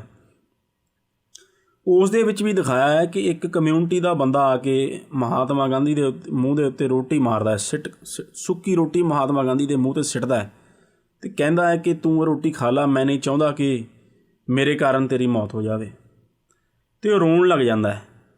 ਮਹਾਤਮਾ ਗਾਂਧੀ ਉਸ ਨੂੰ ਰੋਣ ਦਾ ਕਾਰਨ ਪੁੱਛਦੇ ਨੇ ਤਾਂ ਉਹ ਆਖਦਾ ਹੈ ਕਿ ਜੋ ਦੂਜੀ ਕਮਿਊਨਿਟੀ ਹੈ ਉਸ ਨੇ ਮੇਰਾ 5 ਸਾਲ ਦਾ ਬੱਚਾ ਮਾਰ ਦਿੱਤਾ ਅਤੇ ਮੈਨੂੰ ਦੱਸੋ ਜੇ ਮੈਂ ਹੁਣ ਦੰਗਾ ਨਾ ਕਰਾਂ ਤਾਂ ਕੀ ਕਰਾਂ। ਜੋ ਮਹਾਤਮਾ ਗਾਂਧੀ ਦਾ ਜਵਾਬ ਹੁੰਦਾ ਹੈ ਸੁਖਜੀਤ ਜੀ, ਉਹ ਸਾਨੂੰ ਦੱਸ ਦਿੰਦਾ ਹੈ ਕਿ ਜੋ ਮਹਾਤਮਾ ਗਾਂਧੀ ਨੇ ਜਾਂ ਜੋ ਮੋਹਨਦਾਸ ਕਰਮਚੰਦ ਗਾਂਧੀ ਹੈ ਉਸ ਨੂੰ ਮਹਾਤਮਾ ਕਿਉਂ ਕਿਹਾ ਜਾਂਦਾ ਹੈ, ਕਿਉਂ ਉਹ ਇੰਨੇ ਮਹਾਨ ਨੇ। ਤਾਂ ਮਹਾਤਮਾ ਗਾਂਧੀ ਜਵਾਬ ਦਿੰਦੇ ਨੇ ਕਿ ਜੋ ਦੂਸਰੀ ਕਮਿਊਨਿਟੀ ਜਿਸ ਨੇ ਤੇਰਾ 5 ਸਾਲ ਦਾ ਬੱਚਾ ਮਾਰਿਆ ਹੈ, ਤੂੰ ਉਸ ਕਮਿਊਨਿਟੀ ਦੇ ਵਿੱਚੋਂ ਕਿਸੇ ਐਸੇ ਬੱਚੇ ਨੂੰ ਅਡਾਪਟ ਕਰ, 5 ਸਾਲ ਦੇ ਬੱਚੇ ਨੂੰ, ਜਿਸ ਦੇ ਮਾਂ-ਬਾਪ ਨੂੰ ਤੇਰੀ ਕਮਿਊਨਿਟੀ ਨੇ ਮਾਰ ਦਿੱਤਾ ਹੋਵੇ। ਸੋ ਇਹ ਜਵਾਬ ਸੁਣ ਕੇ ਉਹ ਜੋ ਬੰਦਾ ਹੈ ਉਸ ਦੇ ਮਨ ਵਿੱਚੋਂ ਨਫ਼ਰਤ ਖਤਮ ਹੋ ਜਾਂਦੀ ਹੈ ਅਤੇ ਉਹ ਇਨਸਾਨੀਅਤ ਦੇ ਰਾਹ 'ਤੇ ਮੁੜ ਆਉਂਦਾ ਹੈ। ਸੋ ਅਰਵਿੰਦ ਕੇਜਰੀਵਾਲ ਜਿਸ ਦੇ ਖਿਲਾਫ ਜਦ ਹਿੰਸਾ ਹੋਈ, ਉਸਦੇ ਥੱਪੜ ਕਿਸੇ ਨੇ ਮਾਰਿਆ ਜੋ ਕਿ ਮੰਦਭਾਗਾ ਹੈ, ਨਹੀਂ ਹੋਣਾ ਚਾਹੀਦਾ, ਉਦੋਂ ਉਸ ਨੂੰ ਮਹਾਤਮਾ ਗਾਂਧੀ ਦੀ ਯਾਦ ਆ ਗਈ। ਪਰ ਜਦ ਦਿੱਲੀ ਦੀਆਂ ਸੜਕਾਂ ਨੂੰ ਲਹੂ ਲੁਹਾਨ ਕੀਤਾ ਜਾ ਰਿਹਾ ਸੀ ਹਜ਼ਾਰਾਂ ਲੋਕਾਂ ਦੇ ਲਹੂ ਨਾਲ, ਜਦ ਦੋ ਧਾਰਮਿਕ ਫਿਰਕਿਆਂ ਦੇ ਵਿੱਚ, ਦੋ ਧਰਮਾਂ ਦੇ ਵਿੱਚ ਇੰਨੀ ਨਫ਼ਰਤ ਦਿੱਲੀ ਦੇ ਵਿੱਚ ਵੱਧ ਗਈ ਸੀ, ਤਾਂ ਉਦੋਂ ਅਰਵਿੰਦ ਕੇਜਰੀਵਾਲ ਨੂੰ ਮਹਾਤਮਾ ਗਾਂਧੀ ਦੀ ਯਾਦ ਨਹੀਂ ਆਈ, ਕਿਉਂਕਿ ਉਹ ਉਹਨਾਂ ਦੀ ਰਾਜਨੀਤੀ ਨੂੰ ਸੂਟ ਨਹੀਂ ਕਰਦਾ ਸੀ। ਕਿਉਂਕਿ ਦੇਸ਼ ਦੇ ਵਿੱਚ ਜੋ ਮਾਹੌਲ ਬਣਿਆ ਹੋਇਆ ਸੀ ਇੱਕ ਧਰਮ ਵਿਸ਼ੇਸ਼ ਨੂੰ ਲੈ ਕੇ, ਉਸ ਮਾਹੌਲ ਦੇ ਵਿੱਚ ਉਸ ਮਾਹੌਲ ਨੂੰ ਉਹ ਚੁੱਪ ਰਹਿ ਕੇ ਜੋ ਆਪਣਾ ਸਮਰਥਨ ਉਹ ਦੇਣਾ ਚਾਹੁੰਦੇ ਸੀ ਅਤੇ ਉਹਨਾਂ ਨੇ ਜੋ ਦਿੱਤਾ ਵੀ, ਅਤੇ ਮਹਾਤਮਾ ਗਾਂਧੀ ਦਾ ਜੋ ਮਾਰਗ ਸੀ ਜਾਂ ਮਹਾਤਮਾ ਗਾਂਧੀ ਜੀ ਵੱਲੋਂ ਜੋ ਦਰਸਾਇਆ ਹੋਇਆ ਰਾਹ ਸੀ ਉਸ ਨੂੰ ਪੂਰੀ ਤਰ੍ਹਾਂ ਭੁਲਾ ਦਿੱਤਾ। ਇਸ ਸਮੇਂ ਤੁਸੀਂ ਸੁਣ ਰਹੇ ਪ੍ਰੋਗਰਾਮ ਅੱਜ ਦਾ ਮੁੱਦਾ ਇਤਿਹਾਸ ਦੇ ਝਰੋਖੇ 'ਚੋਂ, ਤੇ ਮੇਰਾ ਸਾਥ ਦੇ ਰਹੇ ਨੇ ਰੇਡੀਓ ਇੰਡੀਆ ਦੇ director of research barrister Lovleen Singh Gill. ਅੱਜ ਦੇ ਪ੍ਰੋਗਰਾਮ ਵਿੱਚ ਅਸੀਂ ਗੱਲਬਾਤ ਕਰ ਰਹੇ ਹਾਂ ਕਿ ਕੀ ਅਰਵਿੰਦ ਕੇਜਰੀਵਾਲ ਹੈ RSS BJP ਦਾ ਲੁਕਮਾ ਜੋਟੀਦਾਰ, ਤੇ ਮੇਰਾ ਸਾਥ ਦੇ ਰਹੇ ਨੇ ਰੇਡੀਓ ਇੰਡੀਆ ਦੇ director of research barrister Lovleen Singh Gill. Lovleen ਜੀ, ਕੇਜਰੀਵਾਲ ਦੇ ਸਮਰਥਕ ਦਿੱਲੀ ਮਾਡਲ ਪੰਜਾਬ ਉੱਤੇ ਲਾਗੂ ਕਰਨ ਦੀ ਗੱਲ ਕਹਿੰਦੇ ਨੇ। ਕੀ ਦਿੱਲੀ ਮਾਡਲ ਪੰਜਾਬ ਉੱਤੇ ਲਾਗੂ ਕੀਤਾ ਜਾ ਸਕਦਾ ਹੈ? ਸੁਖਜੀਤ, ਇਸ ਸਵਾਲ ਦਾ ਜਵਾਬ ਦੇਣ ਤੋਂ ਪਹਿਲਾਂ ਮੈਂ ਇੱਕ ਹੋਰ ਬੜਾ ਜੋ ਜ਼ਰੂਰੀ ਵਿਸ਼ਾ ਹੈ ਇਸੇ ਟੌਪਿਕ ਨੂੰ ਲੈ ਕੇ, ਉਸ ਨੂੰ ਮੈਂ ਟੱਚ ਕਰਨਾ ਚਾਹੁੰਦਾ ਹਾਂ। ਜੀ ਜ਼ਰੂਰ। ਉਹ ਵਿਸ਼ਾ ਹੈ ਜਿਸ ਤਰ੍ਹਾਂ ਅਸੀਂ ਦੇਖ ਰਹੇ ਹਾਂ ਕਿ ਕਿਸ ਤਰ੍ਹਾਂ ਵੱਖ-ਵੱਖ ਵਿਸ਼ਿਆਂ ਦੇ ਉੱਤੇ, ਵੱਖ-ਵੱਖ ਮੁੱਦਿਆਂ ਦੇ ਉੱਤੇ ਅਰਵਿੰਦ ਕੇਜਰੀਵਾਲ ਜੋ ਆਮ ਆਦਮੀ ਪਾਰਟੀ ਦੇ ਨੈਸ਼ਨਲ ਕਨਵੀਨਰ ਨੇ, ਉਹਨਾਂ ਦੀ ਸੁਰ RSS ਅਤੇ BJP ਨਾਲ ਰਲ ਜਾਂਦੀ ਹੈ। ਸੋ ਅਸੀਂ ਕਈ ਵਿਸ਼ਿਆਂ ਦੀ ਗੱਲ ਕੀਤੀ। ਜੇ ਅਸੀਂ ਜੰਮੂ ਕਸ਼ਮੀਰ ਦੇ ਵਿਸ਼ੇ 'ਤੇ ਆਈਏ, ਜੋ ਧਾਰਾ 370 ਜੋ ਭਾਰਤੀ ਜਨਤਾ ਪਾਰਟੀ ਨੇ ਹਟਾਈ, ਜੋ ਕਿ ਅਗੇਨ ਉਹਨਾਂ ਦਾ ਇੱਕ ਬੜਾ ਸਟੇਟਡ ਏਜੰਡਾ ਸੀ ਕਿ ਅਸੀਂ ਤਾਕਤ ਦੇ ਵਿੱਚ ਆ ਕੇ ਧਾਰਾ 370 ਖਤਮ ਕਰਾਂਗੇ।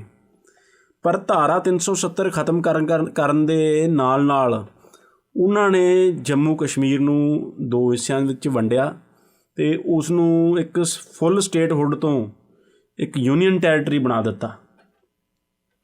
ਸੋ 370 ਤਾਂ ਖਤਮ ਕੀਤੀ, ਉਹਦਾ ਰਾਤੋਂ ਰਾਤ ਜੰਮੂ ਕਸ਼ਮੀਰ ਦਾ ਜੋ ਸਟੇਟਹੁੱਡ ਹੈ ਉਹ ਵੀ ਖੋਹ ਲਿਆ ਅਤੇ ਉਸ ਨੂੰ ਯੂਨੀਅਨ ਟੈਰੀਟਰੀ ਬਣਾ ਦਿੱਤਾ, ਜਿਸ ਇਸ ਕਦਮ ਨੂੰ ਕਿ ਬਹੁਤ ਸਾਰੀਆਂ ਓਪੋਜੀਸ਼ਨ ਪਾਰਟੀਜ਼ ਨੇ ਭਾਰਤ ਦੇ ਫੈਡਰਲ ਢਾਂਚੇ ਦੇ, ਭਾਰਤ ਦੇ ਸੰਘੀ ਢਾਂਚੇ ਦੇ ਉੱਤੇ ਇੱਕ ਹਮਲੇ ਦੀ ਤਰ੍ਹਾਂ ਦੇਖਿਆ। ਕਿਉਂਕਿ ਇੱਕ ਸਟੇਟ ਨੂੰ ਬਿਨਾਂ ਭਰੋਸੇ ਦੇ ਵਿੱਚ ਲਏ, ਬਿਨਾਂ ਉੱਥੇ ਦੇ ਲੋਕਾਂ ਨੂੰ ਭਰੋਸੇ ਦੇ ਵਿੱਚ ਲਏ, ਉਹਨਾਂ ਦਾ ਜੋ ਸਟੇਟਹੁੱਡ ਹੈ, ਉਹਨਾਂ ਦਾ ਜੋ ਹੱਕ ਹੈ, ਉਹ ਖੋਹ ਕੇ ਉਹਨਾਂ ਨੂੰ ਰਾਤੋਂ ਰਾਤ ਇੱਕ ਯੂਨੀਅਨ ਟੈਰੀਟਰੀ ਬਣਾ ਦਿੱਤਾ। ਪਰ ਸਾਰੇ ਆਪੋਜੀਸ਼ਨ ਲੀਡਰਾਂ ਦੇ ਵਿੱਚੋਂ, ਸਾਰੀ ਆਪੋਜੀਸ਼ਨ ਦੇ ਵਿੱਚੋਂ ਅਰਵਿੰਦ ਕੇਜਰੀਵਾਲ ਇੱਕੋ ਇੱਕ ਲੀਡਰ ਸਨ ਜਿਨ੍ਹਾਂ ਨੇ ਇਸ ਕਦਮ ਦਾ ਸਵਾਗਤ ਕੀਤਾ ਅਤੇ ਟਵੀਟ ਕਰਕੇ ਉੱਥੇ ਆਪਣਾ ਸਮਰਥਨ ਜ਼ਾਹਰ ਕੀਤਾ।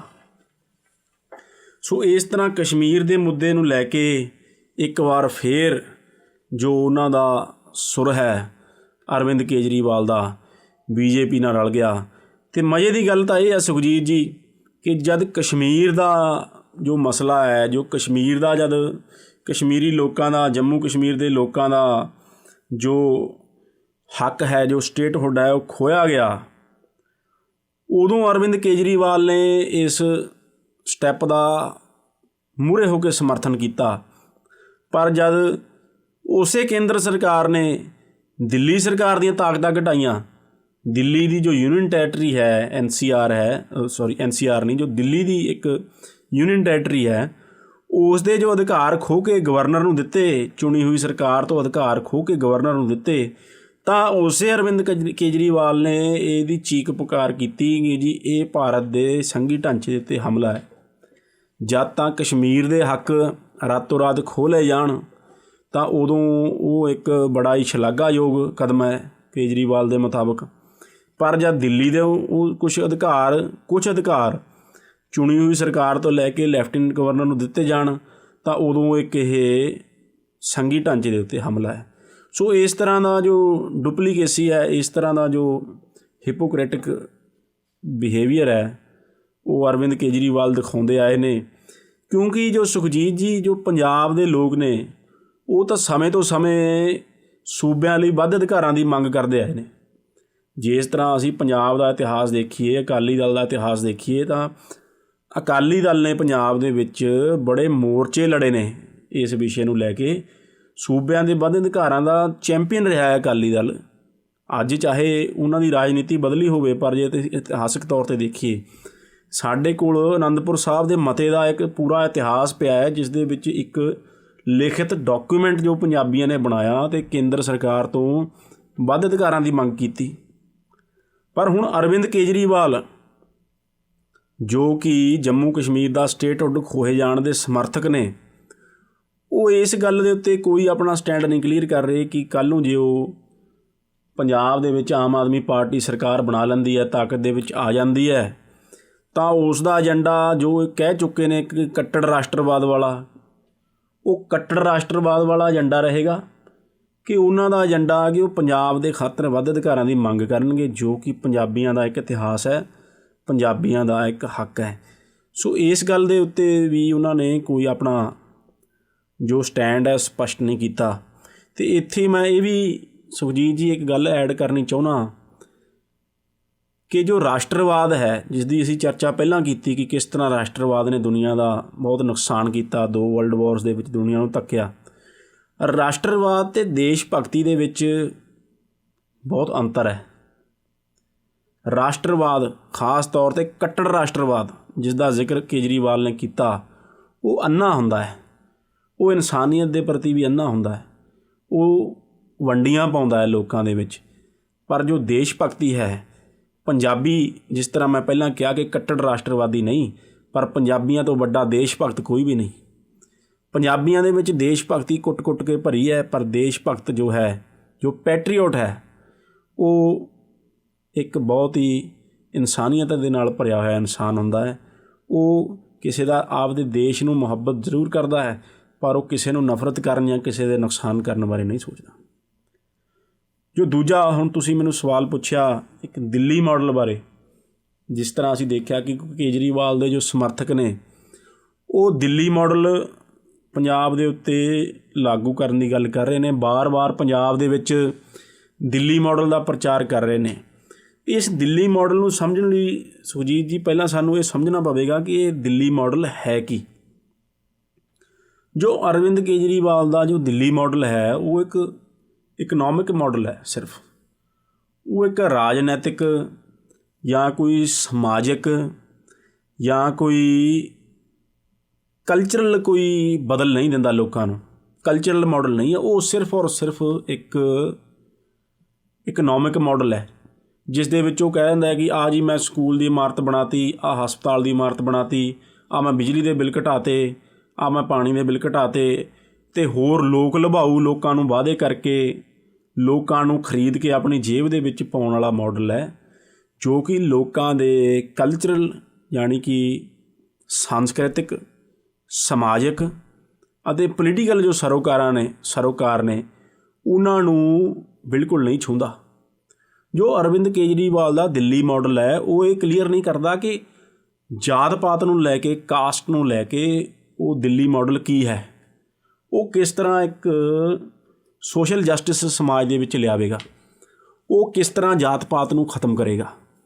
ਉਹ ਸਾਨੂੰ ਇਹ ਨਹੀਂ ਦੱਸਦਾ ਕਿ ਜੋ ਧਾਰਮਿਕ ਮਸਲੇ ਨੇ ਉਹਨਾਂ ਦੇ ਉੱਤੇ ਦਿੱਲੀ ਮਾਡਲ ਦਾ ਕੀ ਸਟੈਂਡ ਹੈ।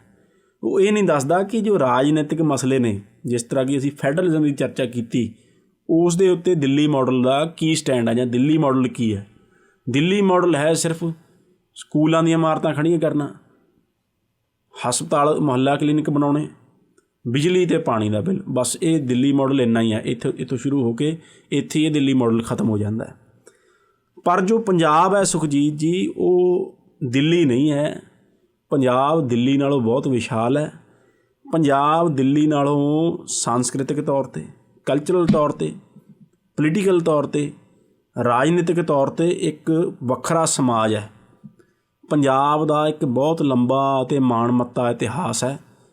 ਪੰਜਾਬ ਦੇ ਵਿੱਚ ਇੱਕ ਵੱਖਰਾ ਧਰਮ ਸਿੱਖ ਧਰਮ ਹੈ, ਜਿਸ ਦੇ ਬਹੁਤ ਸਾਰੇ ਮੰਨਣ ਵਾਲੇ, ਮੈਜੋਰਟੀ ਮੰਨਣ ਵਾਲੇ ਪੰਜਾਬ ਦੇ ਵਿੱਚ ਰਹਿੰਦੇ ਨੇ। ਅਤੇ ਪੰਜਾਬ ਦੀ ਇੱਕ ਪੋਲੀਟੀਕਲ ਹਿਸਟਰੀ ਹੈ, ਉਹ ਵੀ ਬਹੁਤ ਵੱਖਰੀ ਹੈ ਅਤੇ ਕਈ ਸਮਿਆਂ ਦੇ ਉੱਤੇ ਉਹ ਇੱਕ ਲਹੂ ਨਾਲ ਭਿੱਜਿਆ ਹੋਇਆ ਇੱਕ ਜੋ ਪੰਜਾਬ ਦਾ ਇਤਿਹਾਸ ਹੈ, ਉਹ ਲਹੂ ਨਾਲ ਭਿੱਜੀ ਹੋਈ ਇੱਕ ਇਬਾਰਤ ਹੈ, ਜੋ ਕਿ ਅਰਵਿੰਦ ਕੇਜਰੀਵਾਲ ਦਾ ਜੋ ਦਿੱਲੀ ਮਾਡਲ ਹੈ ਉਹ ਸਾਨੂੰ ਨਹੀਂ ਦੱਸਦਾ ਕਿ ਉਸ ਦੇ ਉੱਤੇ ਉਸ ਦਾ ਕੀ ਸਟੈਂਡ ਹੈ। ਪੰਜਾਬ ਦੇ ਰਾਜਨੀਤਿਕ ਮਸਲਿਆਂ ਦੇ ਉੱਤੇ, ਪੰਜਾਬ ਦੇ ਪਾਣੀਆਂ ਦੇ ਉੱਤੇ, ਸਿੱਖ ਮਸਲਿਆਂ ਦੇ ਉੱਤੇ, ਅੱਜ ਸੁਖਜੀਤ ਜੀ ਸਿੱਖ ਧਰਮ ਦੇ ਉੱਤੇ ਬਹੁਤ ਚੈਲੰਜਸ ਜੋ ਸਿੱਖ ਧਰਮ ਉਹ ਫੇਸ ਕਰ ਰਿਹਾ ਹੈ।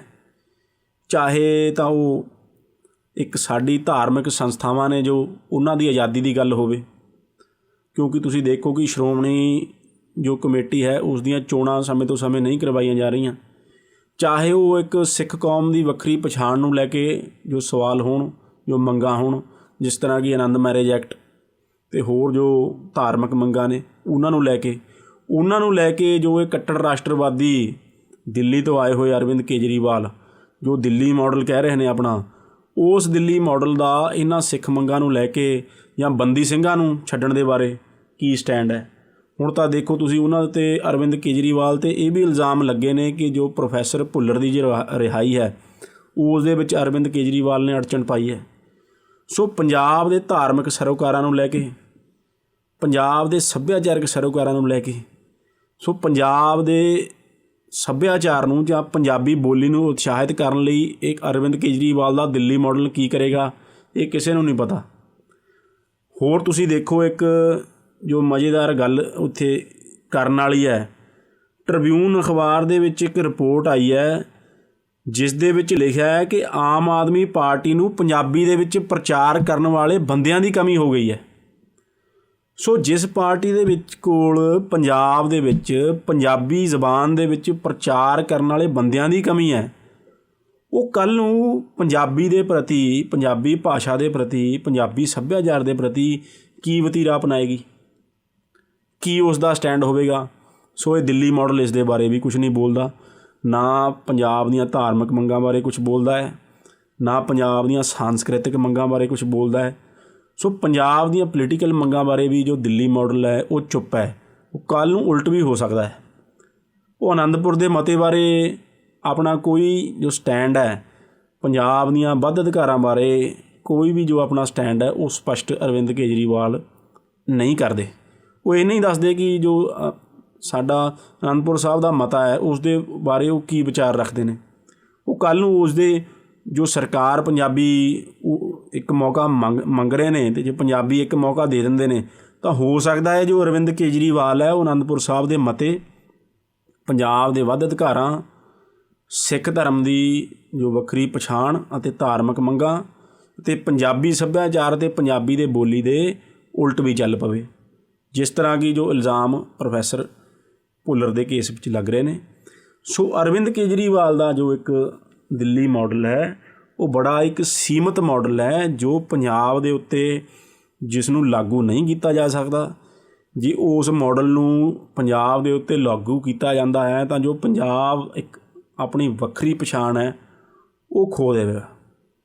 ਇੱਥੇ ਅਸੀਂ ਇਹ ਨਹੀਂ ਕਹਿੰਦੇ ਕਿ ਜੋ ਸਕੂਲ ਅਤੇ ਹਸਪਤਾਲ ਨੇ ਉਹ ਜ਼ਰੂਰੀ ਨਹੀਂ, ਸਕੂਲ ਅਤੇ ਹਸਪਤਾਲ ਬੜੇ ਜ਼ਰੂਰੀ ਹੈ, ਪਰ ਇਹ ਸਾਡੀਆਂ ਪਾਰਟੀਆਂ ਦੀ ਨਲਾਇਕੀ ਹੈ ਕਿ ਉਹਨਾਂ ਨੇ ਸਕੂਲ ਐਜੂਕੇਸ਼ਨ ਸੈਕਟਰ ਅਤੇ ਹੈਲਥ ਸੈਕਟਰ ਵੱਲ ਧਿਆਨ ਨਹੀਂ ਦਿੱਤਾ, ਤਾਂ ਉਹ ਅੱਜ ਉਸ ਦਾ ਇੰਨਾ ਮਾੜਾ ਹਾਲ ਹੈ ਪੰਜਾਬ ਦੇ ਵਿੱਚ ਸਕੂਲਾਂ ਅਤੇ ਹੈਲਥ ਸੈਕਟਰ ਦਾ।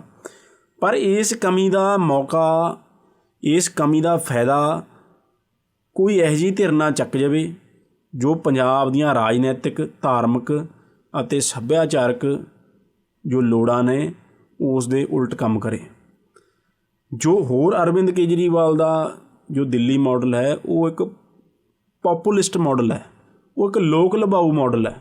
1000 ਰੁਪਈਆ ਕਿਸੇ ਨੂੰ ਦੇ ਦੇਣਾ, ਉਸ ਨੂੰ ਆਪਣੀ ਜੇਬ ਦੇ ਵਿੱਚ ਸਮਝਣਾ। ਸੋ ਲੋਕਾਂ ਨੂੰ ਉਹ ਆਤਮ ਨਿਰਭਰ ਨਹੀਂ ਕਰਦਾ। ਇਹ ਮਾਡਲ ਜੋ ਦਿੱਲੀ ਮਾਡਲ ਹੈ ਉਹ ਪੰਜਾਬੀਆਂ ਨੂੰ, ਪੰਜਾਬ ਨੂੰ ਪੈਰਾਂ 'ਤੇ ਖੜ੍ਹੇ ਕਰਨ ਦੀ ਗੱਲ ਨਹੀਂ ਕਰਦਾ।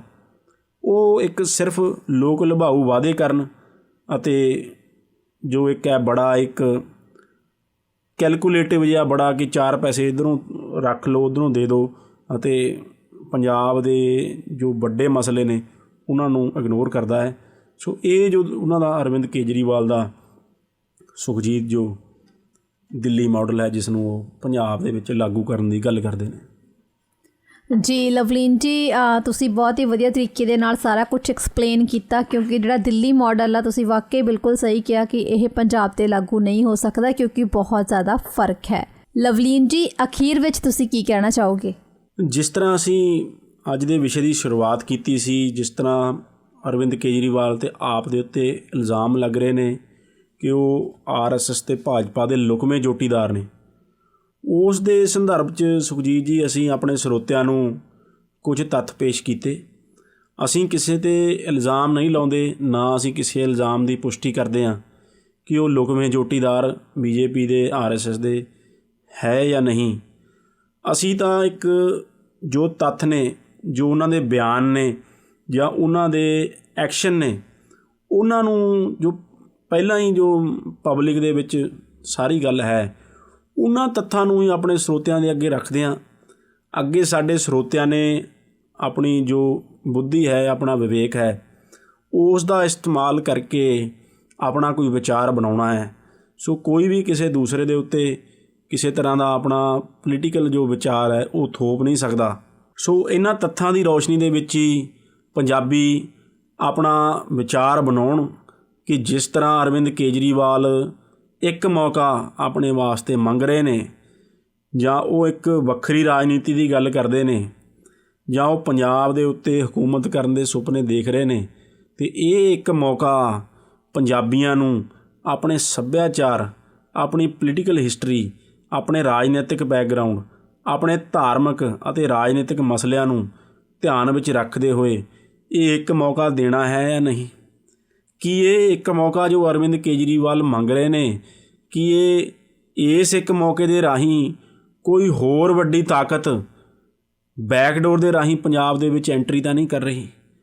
ਸੋ ਇਹਨਾਂ ਸਾਰੇ ਮਸਲਿਆਂ ਨੂੰ ਪੰਜਾਬੀ, ਇਹਨਾਂ ਸਾਰੇ ਤੱਥਾਂ ਨੂੰ ਪੰਜਾਬੀ ਇੱਕ ਵਾਰ ਘੋਖਣ ਜ਼ਰੂਰ, ਇੱਕ ਵਾਰ ਦੇਖਣ ਜ਼ਰੂਰ ਕਿ ਜੋ ਪੰਜਾਬ ਦਾ ਜੋ ਐਜੂਕੇਸ਼ਨ ਸੈਕਟਰ ਹੈ, ਜਾਂ ਜੋ ਸਕੂਲ ਨੇ, ਜਾਂ ਸਾਡੇ ਬੱਚੇ ਨੇ, ਉਹਨਾਂ ਦੇ ਭਵਿੱਖ ਬਾਰੇ ਜਾਂ ਹੋਰ ਸਾਡੇ ਮਸਲਿਆਂ ਬਾਰੇ ਅਰਵਿੰਦ ਕੇਜਰੀਵਾਲ ਦੇ ਠੋਸ ਵਿਚਾਰ ਕੀ ਨੇ, ਕਿਉਂਕਿ ਉਹ ਜੋ ਮਾਡਲ ਉਹ ਦਿਖਾ ਰਹੇ ਨੇ ਉਹ ਦਿਖਾਵੇ ਵਾਲਾ ਮਾਡਲ ਹੈ, ਪਰ ਉਹ ਠੋਸ ਜੋ ਗੱਲਾਂ ਨੇ, ਜੋ ਵਿਚਾਰਧਾਰਕ ਗੱਲਾਂ ਨੇ, ਉਹ ਸਪਸ਼ਟ ਨਹੀਂ ਕਰ ਰਹੇ, ਆਪਣੇ ਪੱਤੇ ਨਹੀਂ ਖੋਲ੍ਹ ਰਹੇ।